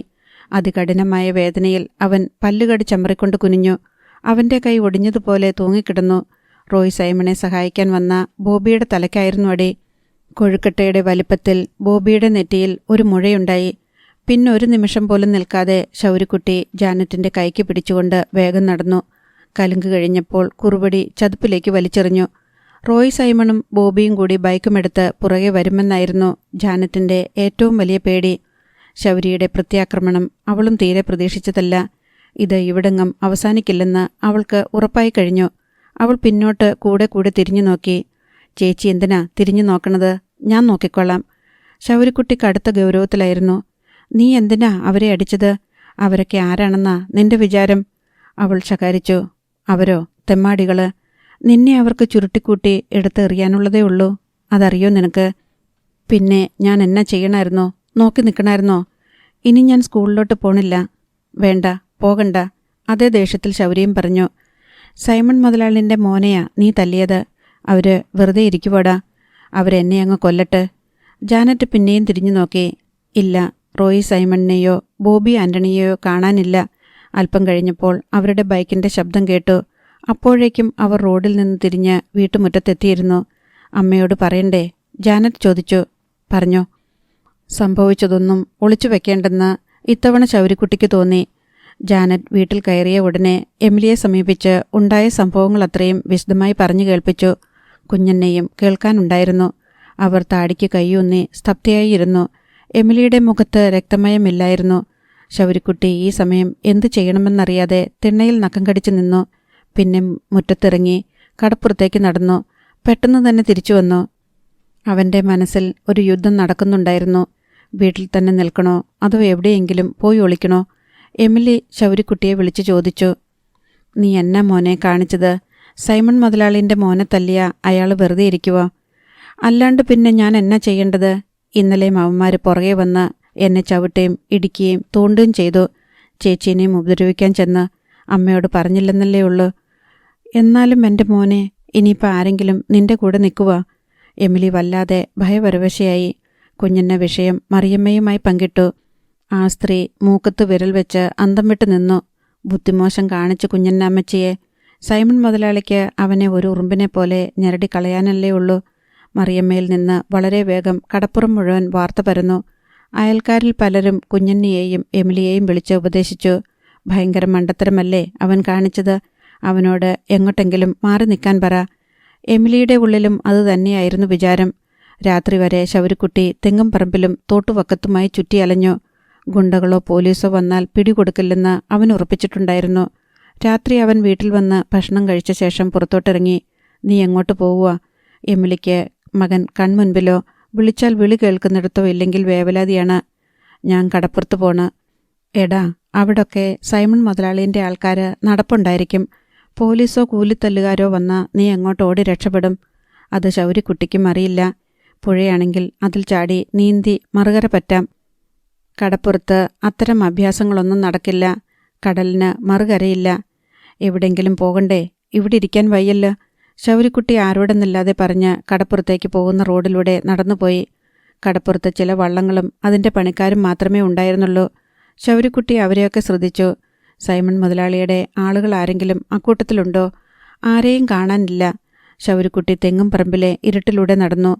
കടലിലേക്ക് നീണ്ടുകിടക്കുന്ന പുലിമുട്ടിൽ ചെന്ന് കയറി. അട്ടിയടുക്കിയ ഭീമാകാരമായ പാറകളുടെ മീതെ അവനിരുന്നു. ദൂരെ കാരക്കാട്ട് ബംഗ്ലാവിലെ വെളിച്ചം കാണാമായിരുന്നു. എമിലി മാത്രം ഉറങ്ങിയില്ല. ജാനറ്റും ഡെന്നിച്ചനും 10 മണിയോടെ ഉറക്കം പിടിച്ചു. അവർക്ക് നാളെക്കുറിച്ച് ചിന്തിക്കാനും ആദി പിടിക്കാനും ഏറെയൊന്നുമില്ല. കാരണം അവരുടെ ജീവിതം അവരുടെ കയ്യിലല്ല. അവർ ആഗ്രഹിക്കുന്നതുപോലെയോ നിശ്ചയിക്കുന്നതുപോലെയോ അല്ല അവരുടെ ജീവിതം പോകുന്നത്. മറ്റാരൊക്കെയോ അടിച്ചു തെളിച്ചു കൊണ്ട് നടക്കുന്ന മാടുകളാണ് അവർ. വേണമെങ്കിൽ വിശപ്പില്ലെന്ന് പറഞ്ഞ് ഒരു നേരം ആഹാരം കഴിക്കാതിരിക്കാം. സുഖമില്ലെന്ന് പറഞ്ഞ് ഒരു ദിവസം സ്കൂളിൽ പോകാതിരിക്കാം. തങ്ങളെ ഏൽപ്പിച്ച ഒരു ചെറിയ ജോലി വയ്യെന്ന് പറഞ്ഞ് ചെയ്യാതിരിക്കാം. അത്രയും അധികാരങ്ങളെയുള്ളൂ. എമിലിയും കുഞ്ഞന്നെയും ഒരു പരിധിവരെ ശൗര്യക്കുട്ടിയും കൂടിയാണ് അവരുടെ ജീവിതം നിയന്ത്രിക്കുന്നത്. അതിനാൽ വരാനിരിക്കുന്ന ദിവസങ്ങളെക്കുറിച്ച് അവർക്ക് ആശങ്കകളില്ല. ഇന്നലത്തെ പോലെ തന്നെ ഇന്നും നാളെയും മറ്റന്നാളും അതിനുശേഷമുള്ള ദിവസങ്ങളും. ചെറിയ മാറ്റങ്ങൾ ഉണ്ടായെന്നു വരാം. അത് അവരുണ്ടാക്കുന്നതല്ല. ഒന്നുകിൽ അവരെ നിയന്ത്രിക്കുന്നവരുടെ ബുദ്ധിസാമർഥ്യം കൊണ്ടും പ്രവൃത്തി വൈഭവം കൊണ്ടും അല്ലെങ്കിൽ പിടിപ്പുകേടുകൊണ്ടും വീണ്ടും വിചാരമില്ലായ്മ കൊണ്ടും. എന്തായാലും ഉത്തരവാദിത്തം ഡെന്നിച്ചനും ജാനറ്റിനുമല്ല. പഠിക്കുക എന്നൊരു കർമ്മമല്ലാതെ മറ്റൊന്നും അവരെ ഭാരമേൽപ്പിച്ചിട്ടില്ല. കുഞ്ഞന്ന 10 മണി വരെയൊക്കെ എമിലിയോട് സംസാരിച്ചുകൊണ്ട് കിടന്നു. പിന്നെ കുഞ്ഞന്നെയും ഉറക്കമായി. എമിലി കാതോർത്ത് കിടന്നു. എന്തോ ഒരാപത്ത് വരാൻ പോകുന്ന പോലൊരു ഭീതി നെഞ്ചിലിരുന്ന് ചൂളം കുത്തുന്നു. ശൗര്യക്കുട്ടി കടപ്പുറത്തേക്ക് പോയിട്ട് തിരിച്ചു വന്നിട്ടില്ല. അവന് ഇനി ചെല്ലിക്കടപ്പുറത്ത് ജീവിക്കാൻ സാധിക്കുമോ എന്നറിയില്ല. ഒരുപക്ഷെ വൈകിട്ടുണ്ടായ സംഭവം സൈമൺ മുതലാളിയുടെ മകൻ വീട്ടിൽ ചെന്ന് പറഞ്ഞിട്ടുണ്ടാവില്ല എന്ന് ആശ്വസിക്കാൻ അവൾ ശ്രമിച്ചു. അവൻ ജാനറ്റിന്റെ പിറകെ കൂടിയതും അവളെ ഉപദ്രവിക്കാൻ ശ്രമിച്ചതും അവൾക്ക് കാവലായി നിന്ന ബാലനെ ആക്രമിച്ചതും ഗത്യന്തരമില്ലാതെ അവൻ പ്രതികരിച്ചതും ഒന്നും ഒരു കുടുംബത്തിൽ ചെന്ന് അപ്പനോട് മകൻ പറയാൻ ധൈര്യപ്പെടുന്ന കാര്യങ്ങളല്ല. വീട്ടിലറിയാതെ മറച്ചു വയ്ക്കാനേ ശ്രമിക്കൂ. ഇനി അഥവാ പറഞ്ഞാൽ തന്നെ വിവേകമുള്ള മാതാപിതാക്കൾ സ്വന്തം മകനെ ശകാരിക്കുകയും ഗുണദോഷിക്കുകയും മാത്രമേ ചെയ്യുകയുള്ളൂ എന്നും എമിലി ഓർത്തു. അങ്ങനെ ചിന്തിച്ചപ്പോൾ എമിലിക്ക് ഒട്ടൊരു സമാധാനം തോന്നി. വെറുതെ കണ്ണടച്ചു കിടന്ന് ഉറങ്ങാനൊരു ശ്രമം നടത്തി. പക്ഷെ ചെവിയിലേക്ക് എന്തൊക്കെയോ ശബ്ദങ്ങൾ വന്നു വീഴുന്നു. ചില ശബ്ദങ്ങൾ ഉത്തരമില്ലാത്തവയാണ്. നായ കുരയ്ക്കലും പാതിരാ കോഴികളുടെ കൂവലും കുറേ നേരമായി തുടങ്ങിയിട്ട്. എവിടെയോ ഒരു വാഹനത്തിൻ്റെ ശബ്ദം കേട്ടുവെന്ന് എമിലിക്ക് തോന്നി. പിന്നെ അനക്കമൊന്നുമില്ല. ആരെങ്കിലും വീടിന് ചുറ്റുമോ തിണ്ണയിലോ നടക്കുന്നുണ്ടോ? കരിയില ഞെരിയുന്ന ഒച്ച, ഉണങ്ങിയ കൊതുമ്പിലോ ചുള്ളിക്കമ്പിലോ ചവിട്ടിയ പോലുള്ള ശബ്ദം, തുടർന്ന് ഞെട്ടിപ്പിക്കുന്ന ഒരു ശബ്ദം. ഏതോ തെങ്ങിൽ നിന്ന് മുറ്റത്തേക്ക് ഓലമടൽ വീണതാണ്. എമിലി ദീർഘശ്വാസം എടുത്തു. തിണ്ണയിൽ ആരെങ്കിലും അടക്കിപ്പിടിച്ച് മന്ത്രിക്കുന്നുണ്ടോ? എഴുന്നേറ്റ് നോക്കണോ? സംശയിച്ച് എഴുന്നേറ്റിരുന്നു എമിലി. അപ്പോൾ വീടിൻ്റെ പിൻവാതിലിനരികിലും ശബ്ദം കേട്ടു. എമിലിയുടെ നെഞ്ചിടിപ്പ് നെഞ്ചിൻകൂട് തകർക്കാൻ ശ്രമിക്കുന്നത്ര ഊറ്റത്തിലായി. പൊടുന്നനെ വാതിലിൽ തട്ടുന്ന ശബ്ദം കേട്ട് എമിലി ഞെട്ടി. പിടഞ്ഞെഴുന്നേറ്റ് ലൈറ്റിട്ടു. ആരോ വാതിലിലിടിക്കുന്നു. ആരാ? എമിലിയുടെ പേടിച്ച ചോദ്യം കേട്ട് കുഞ്ഞന്നെയും ഞെട്ടിയുണർന്നു. ആരാ എമിലി? ആരാണ്ട് വാതിലിടിക്കുന്നു. വാതിൽ തുറക്കടി, പോലീസാ ഇത്. എമിലിയുടെ സപ്തനാഡികളും തളർന്നു. തുറക്കണോ വേണ്ടയോ എന്ന് സംശയിച്ചു. തല മരവിച്ച പോലെ ഇരുന്നു. ആരും ഓടി രക്ഷപ്പെട്ട് കളയാമെന്ന് വിചാരിക്കണ്ട. വീടിന് ചുറ്റും പോലീസുണ്ട്. വാതിൽ തുറക്ക്, മര്യാദയ്ക്ക്. തിണ്ണയിൽ നിന്നൊരു കനത്ത പുരുഷ ശബ്ദം ഉറക്കെ പറഞ്ഞു. എമിലി ചെന്ന് വാതിൽ തുറന്നു. തിണ്ണയിൽ കുറേ പോലീസുകാർ, വനിതാ പോലീസുമുണ്ട്. ആദ്യം വനിതാ പോലീസ് വീടിനുള്ളിലേക്ക് തള്ളിക്കയറി. പുറകെ മനോജ് കുര്യനും കയറി. വീട്ടിലെല്ലായിടത്തും കട്ടിലിൻ്റെ കീഴിലും മേൽത്തട്ടിലും കതകിൻ്റെ കോണിലുമെല്ലാം അവർ അരിച്ചു പെറുക്കി. ശൗരി എവിടെ? SI മനോജ് കുര്യൻ ചോദിച്ചു. അവനിവിടില്ല. എവിടെയെന്നാ ചോദിച്ചത്? സന്ധ്യയ്ക്ക് കടപ്പുറത്ത് പോയതാ. ഏതെങ്കിലും വള്ളക്കാരെ കണ്ട് പണി കിട്ടുമോയെന്ന് ചോദിക്കാൻ. അവനുള്ള പണിയും കൊണ്ടാ ഞാൻ വന്നിരിക്കുന്നേ. അവനെവിടാണെന്ന് പറഞ്ഞോ? സാറേ, അവൻ പോയിട്ട് വന്നില്ല. അവൻ്റെ പേരിലൊരു പരാതി കിട്ടിയിട്ടുണ്ട്. കാരക്കാട്ട് സൈമൺ തരകൻ്റെ മകൻ റോയ് സൈമൻ്റെ കൈ അവൻ തല്ലിയൊടിച്ചു. എമിലി മിന്നൽ പിണരടിച്ച പോലെ നിന്നു. അവൻ്റെ പേരിൽ മാത്രമല്ല, നിന്റെ മോളുണ്ടല്ലോ, എന്താ അവളുടെ പേര്? ജാനറ്റോ? അതെ, ജാനറ്റെന്നാ. അവൾ എന്തു ചെയ്തിട്ടാ സാറേ പരാതി? അവൾ 2ാം പ്രതിയാ. ശൗരിയും അവളും കൂടി ഒന്നിച്ച സൈമൺ തരകൻ്റെ മകനെ ആക്രമിച്ചത് മനോജ് കുര്യൻ വെളിപ്പെടുത്തി. പോലീസ് വീട്ടിൽ കയറി നടത്തിയ തെരച്ചിൽ ബഹളത്തിൽ ഞെട്ടിയെഴുന്നേറ്റ് ഭിത്തിചാരി ഭയന്നു നിന്ന ജാനറ്റും ഡെന്നിച്ചനും ഭീതിയോടെ പരസ്പരം നോക്കി. അപ്പോൾ എൻ്റെ മോളെ കയറി പിടിക്കാൻ നോക്കിയവൻ്റെ പേരിൽ പരാതിയൊന്നുമില്ലേ? അവൻ കുറേ ദിവസമായിട്ട് എൻ്റെ പെങ്കൊച്ചിൻ്റെ പുറകിൽ നടന്ന് ഉപദ്രവിക്കുന്നല്ലോ. അങ്ങനെ ഉപദ്രവിക്കുന്നതായി നിങ്ങൾ പരാതിയൊന്നും തന്നില്ലല്ലോ. തന്നിരുന്നോ? സാറേ, ഇത് ഇന്ന് വൈകുന്നേരം ഉണ്ടായ സംഭവമാ. ആയിരിക്കും. കിട്ടിയ പരാതി അനുസരിച്ച് ഞങ്ങൾ ആക്ഷൻ എടുക്കാൻ പോകുക. ശൗരിക്കുട്ടിയെ കിട്ടിയില്ലെങ്കിൽ അവൻ്റെ കൂട്ടുപ്രതിയെ ഞങ്ങൾ കസ്റ്റഡിയിലെടുക്കുക. എമിലി അത് കേട്ട് നടുങ്ങി നിന്നു. അവളെ പിടിച്ച് ജീപ്പിലോട്ട് കയറ്റിക്കോ, SI മനോജ് കുര്യൻ വനിതാ പോലീസിനോട് നിർദ്ദേശിച്ചു. ജാനറ്റിൻ്റെ ഉടൽ വിറയ്ക്കാൻ തുടങ്ങി. എമിലിക്ക് അപകടം മനസ്സിലായി. പാതിരാത്രിക്ക് ആരുമറിയാതെ വന്ന് ജാനറ്റിനെ പിടിച്ചുകൊണ്ടു പോവുകയാണ്. കസ്റ്റഡിയിലെടുത്തിട്ടില്ലെന്ന് പിന്നീട് പോലീസ് പറഞ്ഞാൽ അതിന് തെളിവൊന്നുമില്ല. വനിതാ പോലീസ് വന്ന് ജാനറ്റിൻ്റെ കയ്യിൽ പിടിച്ചു. ശൗരി എവിടെ ഒളിച്ചാലും ശരി, അവനെ സ്റ്റേഷനിൽ വരുത്താനുള്ള പണി ഞങ്ങൾക്കറിയാം. പോലീസിനോടാ കളി. എമിലിയുടെ ബുദ്ധി പെട്ടെന്നൊരുപായം കണ്ടെത്തി. സാറേ, ഞാൻ ശൗരിക്കുട്ടിയെ വിളിച്ചു തരാം. അവനൊരിടത്ത് ഒളിച്ചിരിപ്പുണ്ട്. എൻ്റെ പെങ്കച്ചിനെ കൊണ്ടുപോകാതിരുന്നാൽ മതി.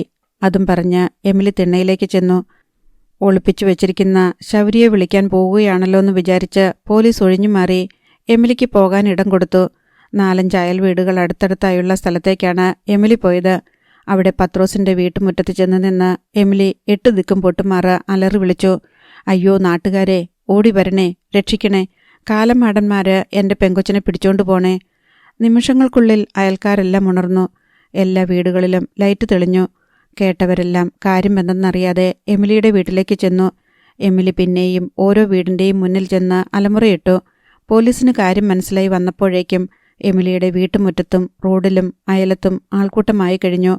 പോലീസ് ജാനറ്റിനെ വീട്ടിൽ നിന്ന് പിടിച്ചിറക്കി മുറ്റത്തേക്ക് കൊണ്ടുവന്നതേയുള്ളൂ. ഇതെന്തോന്നാ സാറേ, പാതിര കഴിഞ്ഞ നേരത്ത് വീട്ടിൽ കയറി പെമ്പിള്ളേരെ പിടിച്ചോണ്ട് പോണത്? മറിയമ്മ തൻ്റെ ഇടത്തോടെ ചോദിച്ചു. ഇങ്ങനെയൊക്കെയാണോ പാവങ്ങളോട് പോലീസുകാർ ചെയ്യേണ്ടത്? എമിലി അപ്പോഴേക്കും തിരിച്ചെത്തിക്കഴിഞ്ഞു. സാറേ, സാറ് കൊണ്ടുപോ. കിട്ടിയ പ്രതിയെ ഇനി സാറ് കൊണ്ടുപോയിക്കോ. പക്ഷേ കാരക്കാട്ട് ബംഗ്ലാവിലോ പോലീസ് സ്റ്റേഷനിലോ കൊണ്ടുപോയി എൻ്റെ കൊച്ചിനോട് എന്തെങ്കിലും അക്രമം കാണിച്ചിട്ടുണ്ടെങ്കിൽ പിന്നെ സാറ് ആണായിട്ട് ജീവിക്കാൻ ഞാൻ സമ്മതിക്കത്തില്ല. കൊണ്ടുപോയിക്കോ, എമിലി വീറോടെ വിളിച്ചു പറഞ്ഞു. നീ എന്നെ എന്തു ചെയ്യുമെടി? സാറ് കൊണ്ടുപോ. എമിലി രണ്ടും കൽപ്പിച്ച് നിലയുറപ്പിച്ചു. അധ്യായം 14.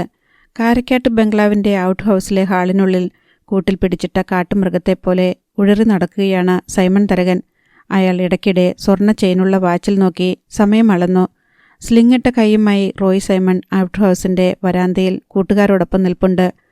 കാരക്കാട്ട് സൈമൺ തരകൻ്റെ മകനെ കടപ്പുറത്ത് തെണ്ടി നടക്കുന്ന ഒരു വാളിച്ചെറുക്കൻ കൈവച്ചത് ഒരിക്കലും സംഭവിക്കാൻ പാടില്ലാത്ത കൊടും പാതകമായിട്ട് സൈമൺ തരകൻ കണക്കിലെടുത്തു കഴിഞ്ഞു. മകനെക്കൊണ്ട് പോലീസിൽ പരാതി കൊടുപ്പിച്ചു. ശൗരിയെ പിടികൂടി ലോക്കപ്പിലിട്ട് തല്ലിച്ചതയ്ക്കണമെന്നായിരുന്നു സൈമൺ തരകൻ്റെ ആദ്യത്തെ ആലോചന. പക്ഷേ അതുകൊണ്ടൊന്നും തൃപ്തി വരുന്നില്ല. ഇൻസ്പെക്ടർ മനോജ് കുര്യൻ ഒരൽപ്പം വിമുഖത കാണിക്കുകയും ചെയ്തു. കഴിഞ്ഞ തവണ ശൗരിയെ ലോക്കപ്പിലടച്ചതിൻ്റെ തിക്തഫലം SP ഓഫീസിൽ നിന്നുള്ള താക്കീതിൻ്റെ രൂപത്തിലാണ് വന്നത്. മാത്രമല്ല ഭരിക്കുന്ന പാർട്ടിയുടെ പ്രാദേശിക നേതാവിൻ്റെ അപ്രീതിക്ക് ഇരയാവുകയും ചെയ്തു. വീണ്ടും അതുപോലൊരു സംഭവമുണ്ടായാൽ തനിക്കെതിരെ വകുപ്പുതല ശിക്ഷണ നടപടി എന്തെങ്കിലും ഉണ്ടായേക്കുമെന്ന് മനോജ് കുര്യന് ഭയമുണ്ട്. ശൗരിയെ പിടികൂടിയാൽ തന്നെ വലിയ ക്രിമിനൽ കേസൊന്നും അവനെതിരെ ചാർജ് ചെയ്യാൻ വകുപ്പില്ല. പെങ്ങളെ പീഡിപ്പിക്കാൻ ശ്രമിച്ചപ്പോൾ അടിച്ചുവെന്ന് ശൗരി കോടതിയിൽ മൊഴി നൽകുകയും അത് സത്യമാണെന്ന് ജാനറ്റ് സമ്മതിക്കുകയും ചെയ്താൽ വാദി പ്രതിയായി മാറും. റോയ് സൈമൺ തന്നെ പീഡിപ്പിക്കാൻ ശ്രമിച്ചുവെന്ന് ജാനറ്റ് ഒരു പരാതി തരാനുള്ള സാധ്യതയും അവഗണിച്ചുകൂടാ. ഏതെങ്കിലും കള്ളക്കേസിൽ കുടുക്കി ശൗരിയെ ശിക്ഷിക്കാമെന്ന് വെച്ചാൽ തന്നെ കോടതി പ്രായപൂർത്തിയാകാത്ത ശൗരിയെ ജുവനൈൽ ഹോമിലേക്ക് അയക്കുകയുള്ളൂ. അപ്പോഴാണ് സൈമൺ തരകൻ്റെ കുടിലബുദ്ധിയിൽ പുതിയ ഒരാശയം ഉദിച്ചത്. ചെല്ലിക്കടപ്പുറത്ത് പാതിര കഴിയുമ്പോൾ പോലീസ് എത്തി ശൗരിയെയും ജാനറ്റിനെയും കസ്റ്റഡിയിലെടുത്ത് കാരക്കാട്ട് ബംഗ്ലാവിൻ്റെ ഔട്ട് ഹൗസിലെത്തിക്കുക. അവിടെ വെച്ച് വെളുപ്പിന് 4 മണി വരെ ചോദ്യം ചെയ്യൽ. പോലീസ് ശൗരിയെ ചോദ്യം ചെയ്യുമ്പോൾ ജാനറ്റിനെ റോയ് സൈമണും കൂട്ടുകാരും ചേർന്ന് ചോദ്യം ചെയ്യും. ബലാത്കാരം ചെയ്താൽ കേസിൽ ഉൾപ്പെടാൻ സാധ്യതയുള്ളതിനാൽ അതുമാത്രം ചെയ്യില്ല. ബാഹ്യമായ താടന പീഡനങ്ങളൊക്കെ ആവോളം നടത്തിയിട്ട് ജാനറ്റിനെ നേരം വെളുക്കും മുൻപേ അവളുടെ വീട്ടിൽ തിരിച്ചെത്തിക്കും. റോയ് സൈമണിനെ കൊണ്ടും സുഹൃത്തിനെ കൊണ്ടും ശൗരിയെ ആവോളം തല്ലിച്ച ശേഷം കൊണ്ടുപോയി പോലീസ് ലോക്കപ്പിലിടും. കേസ് ചാർജ് ചെയ്യണോ വേണ്ടയോ എന്ന് പിന്നീട് തീരുമാനിക്കും. പോലീസ് ജാനറ്റിനെ കസ്റ്റഡിയിലെടുത്തതും കാരക്കാട്ട് ബംഗ്ലാവിൽ കൊണ്ടുവന്നതും തിരികെ കൊണ്ടുചെന്ന് വിട്ടതും ആരും അറിയരുത്. അങ്ങനൊരു പരാതി എമിലിയോ ജാനറ്റോ പറഞ്ഞാൽ തന്നെ ആരും അത് വിശ്വസിക്കരുത്. തൻ്റെ മകൻ ഒരു പെണ്ണിനെ തൊട്ടതിൻ്റെ പേരിൽ അവൻ്റെ കൈ ആരെങ്കിലും അടിച്ചു ചതച്ചിട്ടുണ്ടെങ്കിൽ തൻ്റെ മകൻ്റെ കൈത്തരിപ്പ് തീരുന്നതുവരെ അവളെ തൊടണമെന്ന് തന്നെയാണ് സൈമൺ തരകൻ്റെ ന്യായം. വൈകുന്നേരം മകൻ വന്ന് യാതൊരു ഉളുപ്പുമില്ലാതെ പരാതി പറയുന്നത് കേട്ടപ്പോൾ എൽസമ്മ മുന്നറിയിപ്പ് കൊടുത്തു. നാണം കെട്ട പണിക്ക് പോയിട്ട് ഇനി 4 ആളെ അറിയിച്ച് നാറ്റിക്കണ്ട. റോയ് സൈമണും ബോബി ആൻ്റണിയും തങ്ങൾക്ക് പറ്റിയ അബദ്ധം ആദ്യം മറച്ചു വയ്ക്കാനാണ് ആലോചിച്ചത്. പക്ഷേ അടിയേറ്റ കൈക്ക് നീരും വേദനയും വർദ്ധിച്ചു വന്നതോടെ ഹോസ്പിറ്റലിൽ പോകേണ്ടി വന്നു. എക്സ്റേ എടുത്തു നോക്കിയപ്പോൾ കൈയിലെ അസ്ഥിയിൽ ഒരു ചെറിയ തലമുടി നാര് പതിഞ്ഞ പോലൊരു പൊട്ടലുണ്ടെന്ന് തെളിഞ്ഞു. കടപ്പുറത്തെ തെണ്ടിച്ചക്കൻ്റെ അടികൊണ്ട് മിണ്ടാതെ നടക്കുന്നതിനേക്കാൾ നല്ലത് കുറച്ച് നാറുന്നത് തന്നെയാ, സൈമൺ തരകൻ വിധിച്ചു. അവനവൻ്റെ മനസാക്ഷിക്ക് ഒരു നീതിന്യായവും ഒക്കെ വേണ്ടേ? സ്കൂളിൽ പഠിക്കാൻ പോയിട്ട് വരണ പെങ്കൊച്ചിനെ ശല്യപ്പെടുത്തിയിട്ട് കിട്ടിയ അടിയല്ലേ? ഇങ്ങോട്ട് കൊണ്ടുവന്ന് തന്നതാണോ? അവിടെ ചെന്ന് വാങ്ങിച്ചതല്ലേ? ആരാ തല്ലിയത്? അവളുടെ ആങ്ങളച്ചക്കൻ. അവൻ ചെയ്യേണ്ടത് ചെയ്തു. എൽസമ്മ മകൻ്റെ പക്ഷത്ത് ഒരു ന്യായവും കണ്ടില്ല. അവൻ ആരെയാ തല്ലിയത്? കാരക്കാട്ട് സൈമൺ തരകൻ്റെ മകനെയാ. സൈമൺ തരകൻ പറഞ്ഞു. അവൻ തല്ലണ്ടേ? അവനും കാരക്കാട്ട് സൈമൺ തരകൻ്റെ മകനല്ലേ? പറഞ്ഞു തീർന്നതും ഒരു തെറിപ്പദം അട്ടഹാസത്തിൽ ഉച്ചരിച്ചുകൊണ്ട് സൈമൺ തരകൻ എൽസമ്മയ്ക്ക് നേരെ ചാടി കുതിച്ചു വന്നു. എൽസമ്മ എഴുന്നേറ്റ് അയാൾക്ക് പുറംതിരിഞ്ഞ് നടന്നുപോയി. അപ്പോൾ റോയ് സൈമണും ബോബി ആൻ്റണിയും കൂടി ജാനറ്റിനെ എങ്ങനെ കൈകാര്യം ചെയ്യണമെന്നും രഹസ്യമായി ആലോചിക്കുകയായിരുന്നു. പോലീസ് ജാനറ്റിനെ കസ്റ്റഡിയിലെടുത്തു കൊണ്ടുവരും. അവളെ ഭീഷണിപ്പെടുത്തിയാൽ മതിയോ? അതോ അവളുടെ മേൽ കൈവയ്ക്കണോ? അതുമല്ലെങ്കിൽ അവളുടെ സിമ്പതിയും പ്രിയവും പിടിച്ചുപറ്റാൻ വേണ്ടി കുറച്ച് സെൻറ്റിമെൻ്റലായി പെരുമാറണോ? ഇതൊക്കെയാണ് ആലോചനയുടെ വിഷയങ്ങൾ. വേണമെങ്കിൽ കിസ് ചെയ്യാം, ഹഗ് ചെയ്യാം, പുറമെ എന്തു വേണമെങ്കിലും ചെയ്യാം. പക്ഷേ അതെല്ലാം ഒറ്റ തവണയേ ഉള്ളൂ. അതോടെ തീരും. പിന്നെ നിനക്കവളെ ഒരിക്കലും കിട്ടില്ല. ബോബി ആൻ്റണി റോയ് സൈമണെ ഓർമ്മിപ്പിച്ചു. അല്ലെങ്കിലും ഇനി അവളെനിക്ക് വഴങ്ങൂടോ? ഇതേ ഉള്ളൂ ഒരവസരം. ഇത് നല്ല പോലെ മുതലെടുക്കണം. കയ്യിൽ വന്നിരുന്ന കിളിയെ വെറുതെ പറത്തിക്കളഞ്ഞല്ലോ എന്ന് പിന്നീട് നിരാശപ്പെടാൻ ഇടവരരുത്. ചെയ്യാവുന്നതൊക്കെ ചെയ്തോ. റേപ്പ് ചെയ്യാൻ മാത്രം പാടില്ല. കേസ് വന്നു കുടുങ്ങും. അതല്ലാതെ എന്തെല്ലാം ചെയ്യാം? പലതും മനസ്സിൽ സങ്കല്പിച്ചു നോക്കി. ആദ്യം അവളുടെ ചെകിട്ടത്ത് ഒരടി അടിക്കണമെന്ന് അവൻ നിശ്ചയിച്ചു. ബോബി ആൻ്റണി ഇടത് കൈകൊണ്ട് നെറ്റിയിൽ പരതി നോക്കി. ഒരു ചെറിയ മുഴ ഇപ്പോഴും അവശേഷിക്കുന്നുണ്ട്. ഔട്ട് ഹൗസിൻ്റെ ടെറസിൽ കയറി നിന്ന് ചെല്ലിക്കടപ്പുറത്തേക്ക് നോക്കുകയായിരുന്നു സൈമൺ തരകൻ. പോലീസ് എന്തുകൊണ്ടാണ് ഇത്ര വൈകുന്നതെന്ന് അയാൾക്ക് മനസ്സിലാകുന്നില്ല. 11:30 പോയവർ എത്ര വൈകിയാലും 12:30 തിരിച്ചെത്തേണ്ടതാണ്. ഇപ്പോൾ മണി 1 പോകുന്നു. അങ്ങനെ നോക്കി നിൽക്കെ ജീപ്പിൻ്റെ വെളിച്ചം കാരക്കാട്ട് ബംഗ്ലാവിൻ്റെ നേർക്ക് വരുന്നത് കാണായി. സൈമൺ തരകൻ സംതൃപ്തനായി. ടെറസിൽ നിന്ന് താഴെ ഇറങ്ങി. ഗേറ്റ് തുറന്നിട്ടിരിക്കുകയായിരുന്നു. ജീപ്പ് നേരെ ഔട്ട് ഹൗസിൻ്റെ മുന്നിലെ പൂഴിമണൽ മുറ്റത്ത് വന്നു നിന്നു. SI മനോജ് കുര്യൻ ഇറങ്ങി. ഔട്ട് ഹൗസിൻ്റെ വരാന്തയിലേക്ക് ചെന്നു. സൈമൺ തരകൻ ജീപ്പിന് നേർക്ക് നോക്കി. ആരും ഇറങ്ങുന്നില്ല. പ്രതികൾ എവിടെയാ? സൈമൺ തരകൻ്റെ ഞെറ്റി ചുളിഞ്ഞു. ശൗരിയെ കിട്ടിയില്ല. അവൻ വീട്ടിലില്ലായിരുന്നു. അവനെവിടെ പോകാനാ? നിങ്ങൾ വീട് വളഞ്ഞിട്ടല്ലേ വാതിൽ തുറപ്പിച്ചത്? അതെല്ലാം അങ്ങനെ തന്നെയാ. പക്ഷേ ഞങ്ങൾ ചെല്ലുന്നതിന് മുൻപേ അവൻ കടന്നു. നേരം ഇരുട്ടിയപ്പം അവൻ കടപ്പുറത്തേക്ക് പോയെന്നാ അവനെ കണ്ടവർ പറഞ്ഞത്. ആ പെണ്ണെവിടെ? അതിനെ കിട്ടിയില്ലേ? സൈമൺ തരകൻ്റെ ഒച്ചയ്ക്ക് മൂർച്ചയായി. അവളെ കസ്റ്റഡിയിലെടുത്തതാ. പിന്നെന്തു പറ്റി? കസ്റ്റഡിയിന്ന് ചാടിപ്പോയോ? അപ്പോഴേക്കും അവളുടെ തള്ള അലമുറയിട്ട് കടപ്പുറത്തുകാരെയെല്ലാം ഉണർത്തി. വീടിനു ചുറ്റും വലിയ ആൾക്കൂട്ടമായി. അവരുടെയെല്ലാം മുന്നിൽ വെച്ച് അവളെ ജീപ്പിൽ കയറ്റിക്കൊണ്ടുവന്ന എൻ്റെ തൊപ്പി പോകും മുതലാളി, SI പറഞ്ഞു. തൻ്റെ തൊപ്പി എങ്ങോട്ട് പോകും? പരാതി കിട്ടിയ അതിന്മേൽ നടപടി സ്വീകരിച്ച് പ്രതികളെ പിടികൂടാന്നുള്ളതല്ലേടോ തൻ്റെ ഡ്യൂട്ടി. പാതിരാത്രിക്ക് ഒരു വീട്ടിൽ കയറി അവിടുത്തെ പെൺകുട്ടിയെ കസ്റ്റഡിയിലെടുത്തോണ്ട് പോരാനുള്ള വകുപ്പൊന്നും ഇല്ല മുതലാളി. അവൾ പിടികിട്ട പുള്ളിയല്ല, കൊലക്കേസ് പ്രതിയല്ല, ഭീകരപ്രവർത്തകയല്ല, സ്കൂളിൽ പഠിക്കുന്ന സ്റ്റുഡൻ്റാണ്.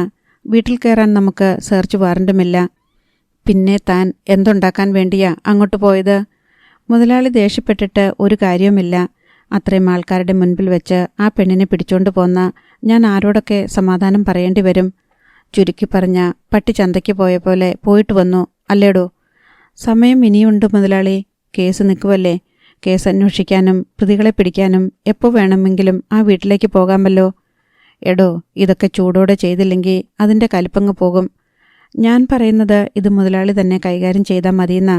അവളെ കൂട്ടിക്കൊണ്ടുവരുവോ തിരിച്ചു കൊണ്ടുവിടുവോ എന്തുമാകാലോ. അതിനുള്ള ആൾക്കാരും മുതലാളിക്കുണ്ട്. ആ ചെറുക്കനെ അവർക്കെല്ലാം കൂടി ഒന്ന് ചവിട്ടിക്കൂട്ടാൻ പോലുമില്ല. അവനെയും ഇന്ന് രാത്രി തന്നെ മുതലാളിക്ക് പൊക്കാം.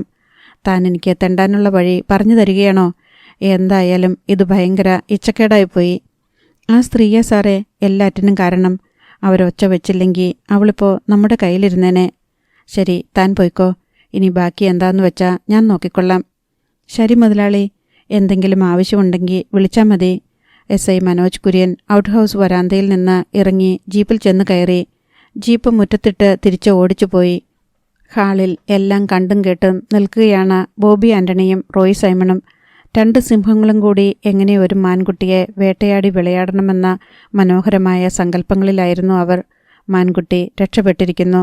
സിംഹങ്ങൾ പൂച്ചകളായി മാറിപ്പോയി. ബോബി ആൻ്റണിക്ക് നെറ്റിയിലെ മുഴ വേദനിക്കാൻ തുടങ്ങി. റോയ് സൈമണിൻ്റെ അടിയേറ്റ കൈയിൽ വേദന വന്ന് വിങ്ങിക്കൊണ്ടിരുന്നു. രാത്രിക്ക് തണുപ്പ് കൂടുതലുണ്ടായിരുന്നു.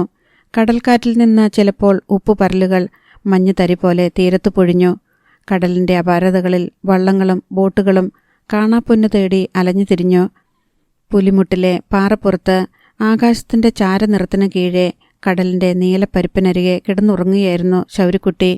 സ്വപ്നം കണ്ട് ഞെട്ടിയതാണോ ശബ്ദം കേട്ട് ഞെട്ടിയതാണോ എന്ന് തിരിച്ചറിയാനാകാതെ ശൗരിക്കുട്ടി കണ്ണു തുറന്നു. പുലിമുട്ടിൽ കിടന്ന കിടപ്പിൽ ആകാശത്തിനു കീഴെ ഏതാനും കറുത്ത തലകൾ ശൗരിക്കുട്ടി കണ്ടു. അവൻ മെല്ലെ തല തിരിച്ചു നോക്കി. ചുറ്റിലുമുണ്ട് കറുത്ത തലകൾ. 2ഉം 4ഉമല്ല 9 വരെ ശൗരിക്കുട്ടി എണ്ണി. താൻ വളയപ്പെട്ടു കഴിഞ്ഞുവെന്ന് ശൗരിക്ക് ബോധ്യമായി. 9 പേരോട് പൊരുതി ജയിക്കാൻ കഴിയില്ലെന്ന് അവനറിയാം. ഓടി രക്ഷപ്പെടുകയേ നിവൃത്തിയുള്ളൂ. എഴുന്നേക്കടാ. ഒരാൾ കുനിഞ്ഞ് ശൗരിയെ നോക്കി മുരണ്ടു. ശൗരി എഴുന്നേൽക്കുന്നതായി അഭിനയിച്ചുകൊണ്ട് പാറയിലൂടെ ഉരുണ്ടു. പക്ഷേ ഒരാളുടെ കാൽച്ചുവട്ടിൽ അവൻ്റെ ശരീരം ചെന്ന് തടഞ്ഞു. അയാൾ അവനെ കഴുത്തിൽ പിടിച്ചു പൊക്കി മുഖത്ത് ഒറ്റ ഇടിയിടിച്ചു. ശൗരി ചതഞ്ഞ മൂക്കോടെ താഴെ വീണു. രക്ഷപ്പെടാൻ ശൗരിക്ക് ഒരു പഴുതും കിട്ടിയില്ല. നേരം പുലർന്നപ്പോൾ ചെല്ലിക്കടപ്പുറത്ത് ശൗരി ഉണ്ടായിരുന്നില്ല. വെളുപ്പിന് 3:30 മണിക്ക് പുലിമുട്ടിനരികെ കൂടി വള്ളത്തിൽ പോയവർ ഒരു കാഴ്ച കണ്ടുവത്രേ. 8-9 പേർ ചേർന്ന് പുലിമുട്ടിനു മീതെ വെച്ച് ആരെയോ കയ്യേറ്റം ചെയ്യുന്നു. ഇടയ്ക്കിടെ നിലവിളിയും കേട്ടു.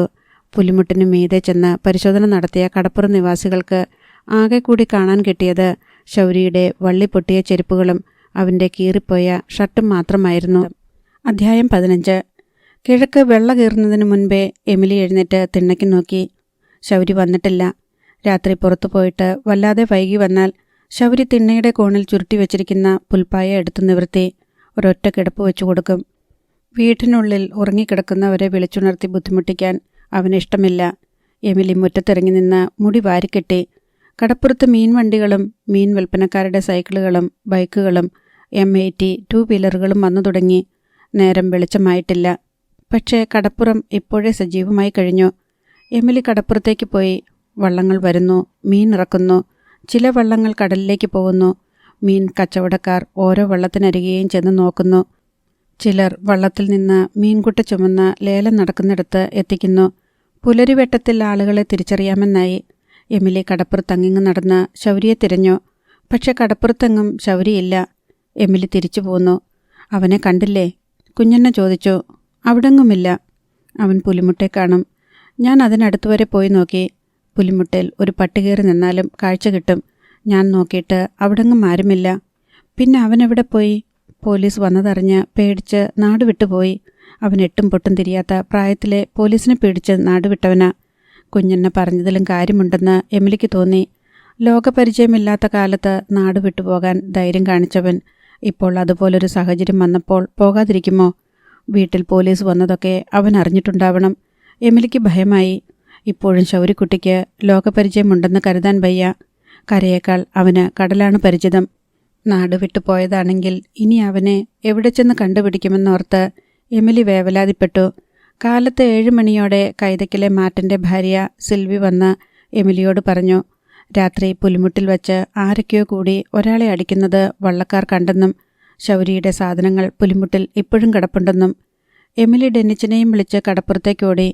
പുലിമുട്ടിലേക്ക് കുറച്ച് ദൂരമുണ്ട്. അത് ചെല്ലിക്കടപ്പുറത്ത് നിന്ന് 1 കിലോമീറ്ററോളം അപ്പുറത്തേക്ക് മാറി കടലിലേക്ക് തള്ളി നിൽക്കുന്ന മുനമ്പ് പോലെ തോന്നിക്കുന്ന ഭാഗത്താണ്. എമിലിയും ഡെന്നിച്ചനും പുലിമുട്ടിനു മീതെ കയറി. അവൻ്റെ അവിടെ കിടക്കാറുള്ളത്.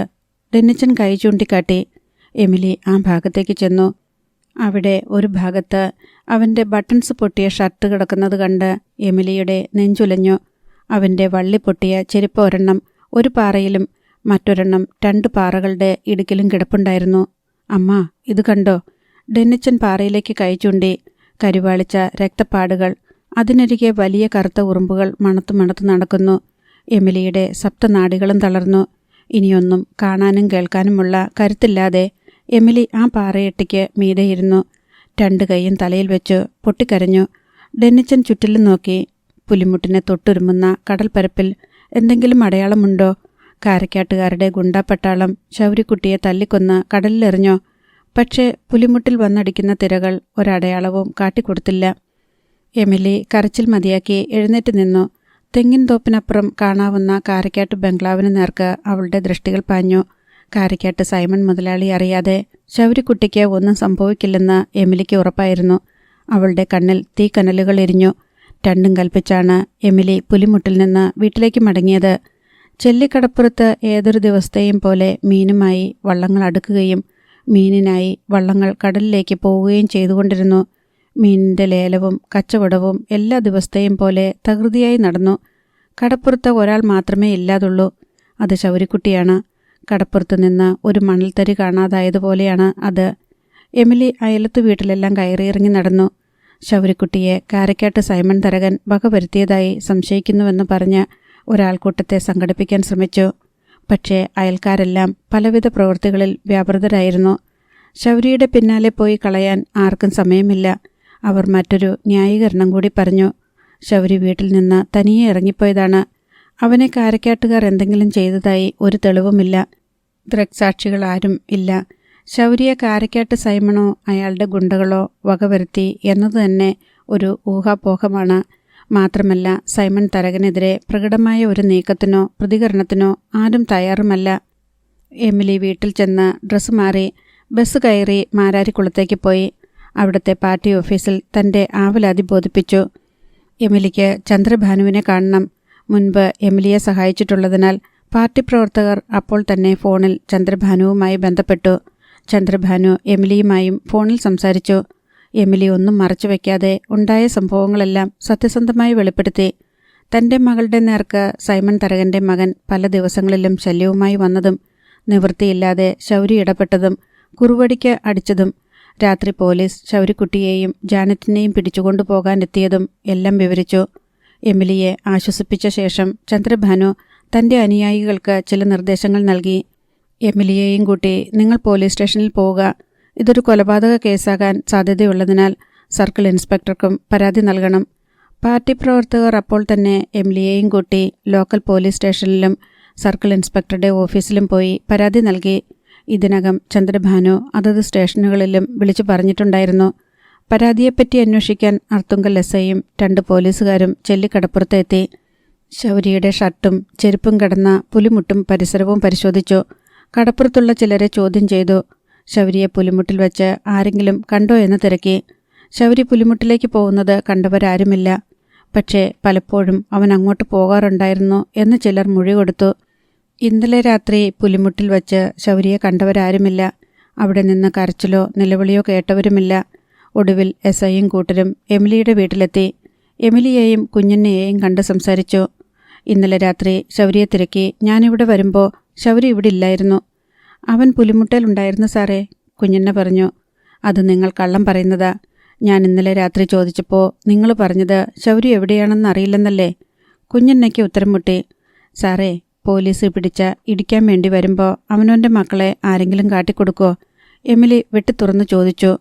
അവൻ പുലിമുട്ടയുണ്ടെന്ന് ഞങ്ങൾക്കറിയായിരുന്നു. എന്നുവെച്ച് എൻ്റെ മകനെ ഞാൻ തന്നെ പോലീസിന് കാട്ടിത്തരുവോ? അതുകൊണ്ടിപ്പം എന്തു സംഭവിച്ചു? പോലീസിനോട് കള്ളം പറഞ്ഞതിൻ്റെ അനുഭവം ഇപ്പം കിട്ടിയില്ലേ? ഇന്നലെ നിങ്ങൾ സത്യം പറഞ്ഞിരുന്നെങ്കിൽ ശൗരി ഇപ്പോൾ പോലീസിൻ്റെ ലോക്കപ്പിലെങ്കിലും കണ്ടേനെ. ഇങ്ങനെയൊക്കെ വരുമെന്ന് വിചാരിച്ചിട്ടാണ് സാറേ പോലീസിനെ പേടിച്ച് അവൻ മാറിക്കളഞ്ഞത്.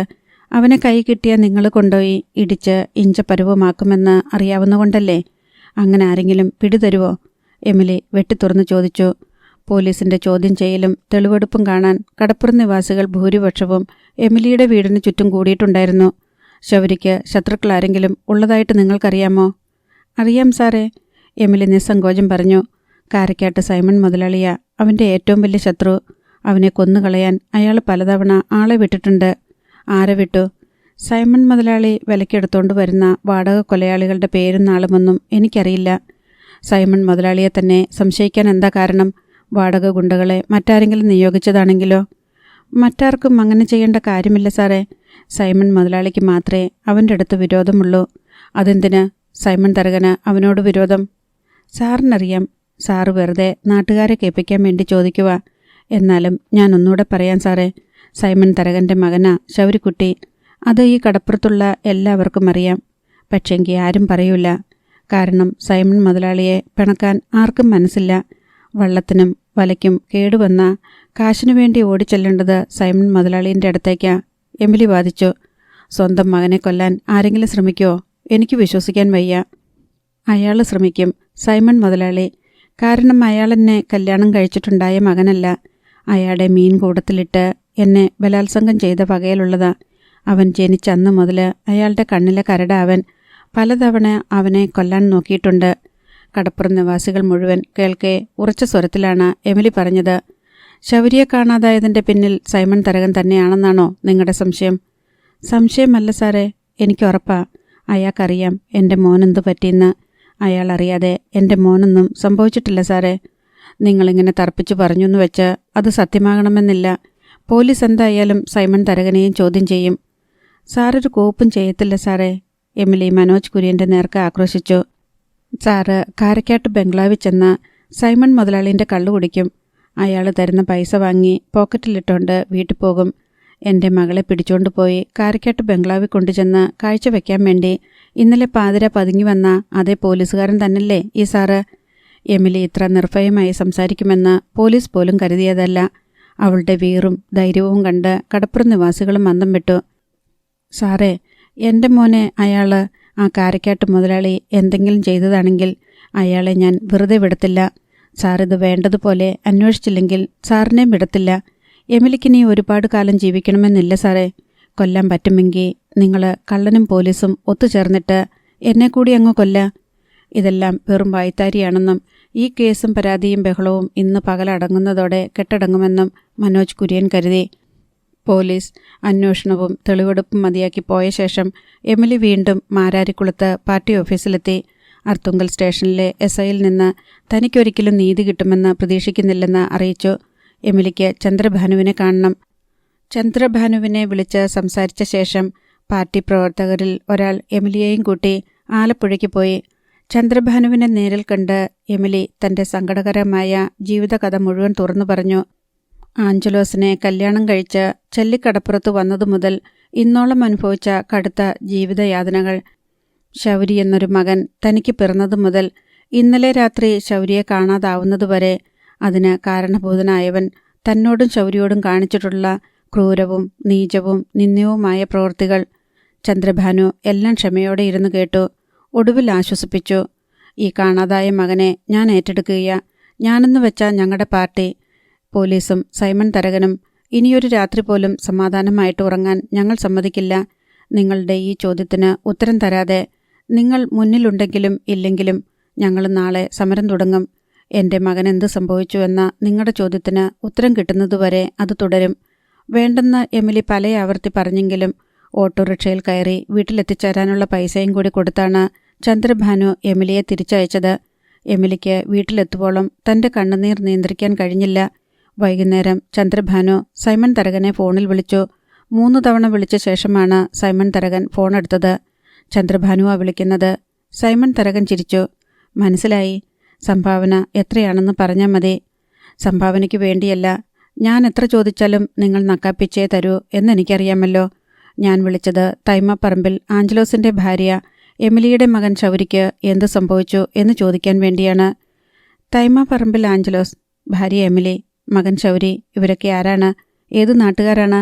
ഇതൊക്കെ എന്നോട് ചോദിക്കാനുള്ള കാര്യമെന്ത്? സൈമൺ തരകൻ്റെ മറുചോദ്യങ്ങൾ വന്നു. സൈമൺ തരകന് അറിയില്ലേ അവരെ? ഞാൻ ആദ്യമായിട്ടാണ് ഈ പേരുകളൊക്കെ കേൾക്കുന്നത്. ഞാൻ വേണമെങ്കിൽ ഓർക്കാൻ വേണ്ടി പരിചയപ്പെടുത്താം. തൈമാപ്പറമ്പിൽ ആഞ്ചലോസ് ചെല്ലിക്കടപ്പുറത്തെ ഒരു മത്സ്യത്തൊഴിലാളിയായിരുന്നു. 16 വർഷം മുൻപ് കടലിൽ വെച്ച് ഒരപകടത്തിൽ കാണാതായി. അയാളുടെ ഭാര്യ എമിലി നിങ്ങളുടെ മീൻകൂടത്തിൽ കൂലിപ്പണിക്കാരിയായിരുന്നു. നിങ്ങളൊരിക്കൽ അവളെ ബലാത്സംഗം ചെയ്തു. അങ്ങനെയുണ്ടായ കുട്ടിയാണ് ശൗരി. കഴിഞ്ഞ 14 വർഷത്തിനിടയ്ക്ക് പലതവണ നിങ്ങൾ അവനെ കൊല്ലാൻ ശ്രമിച്ചു.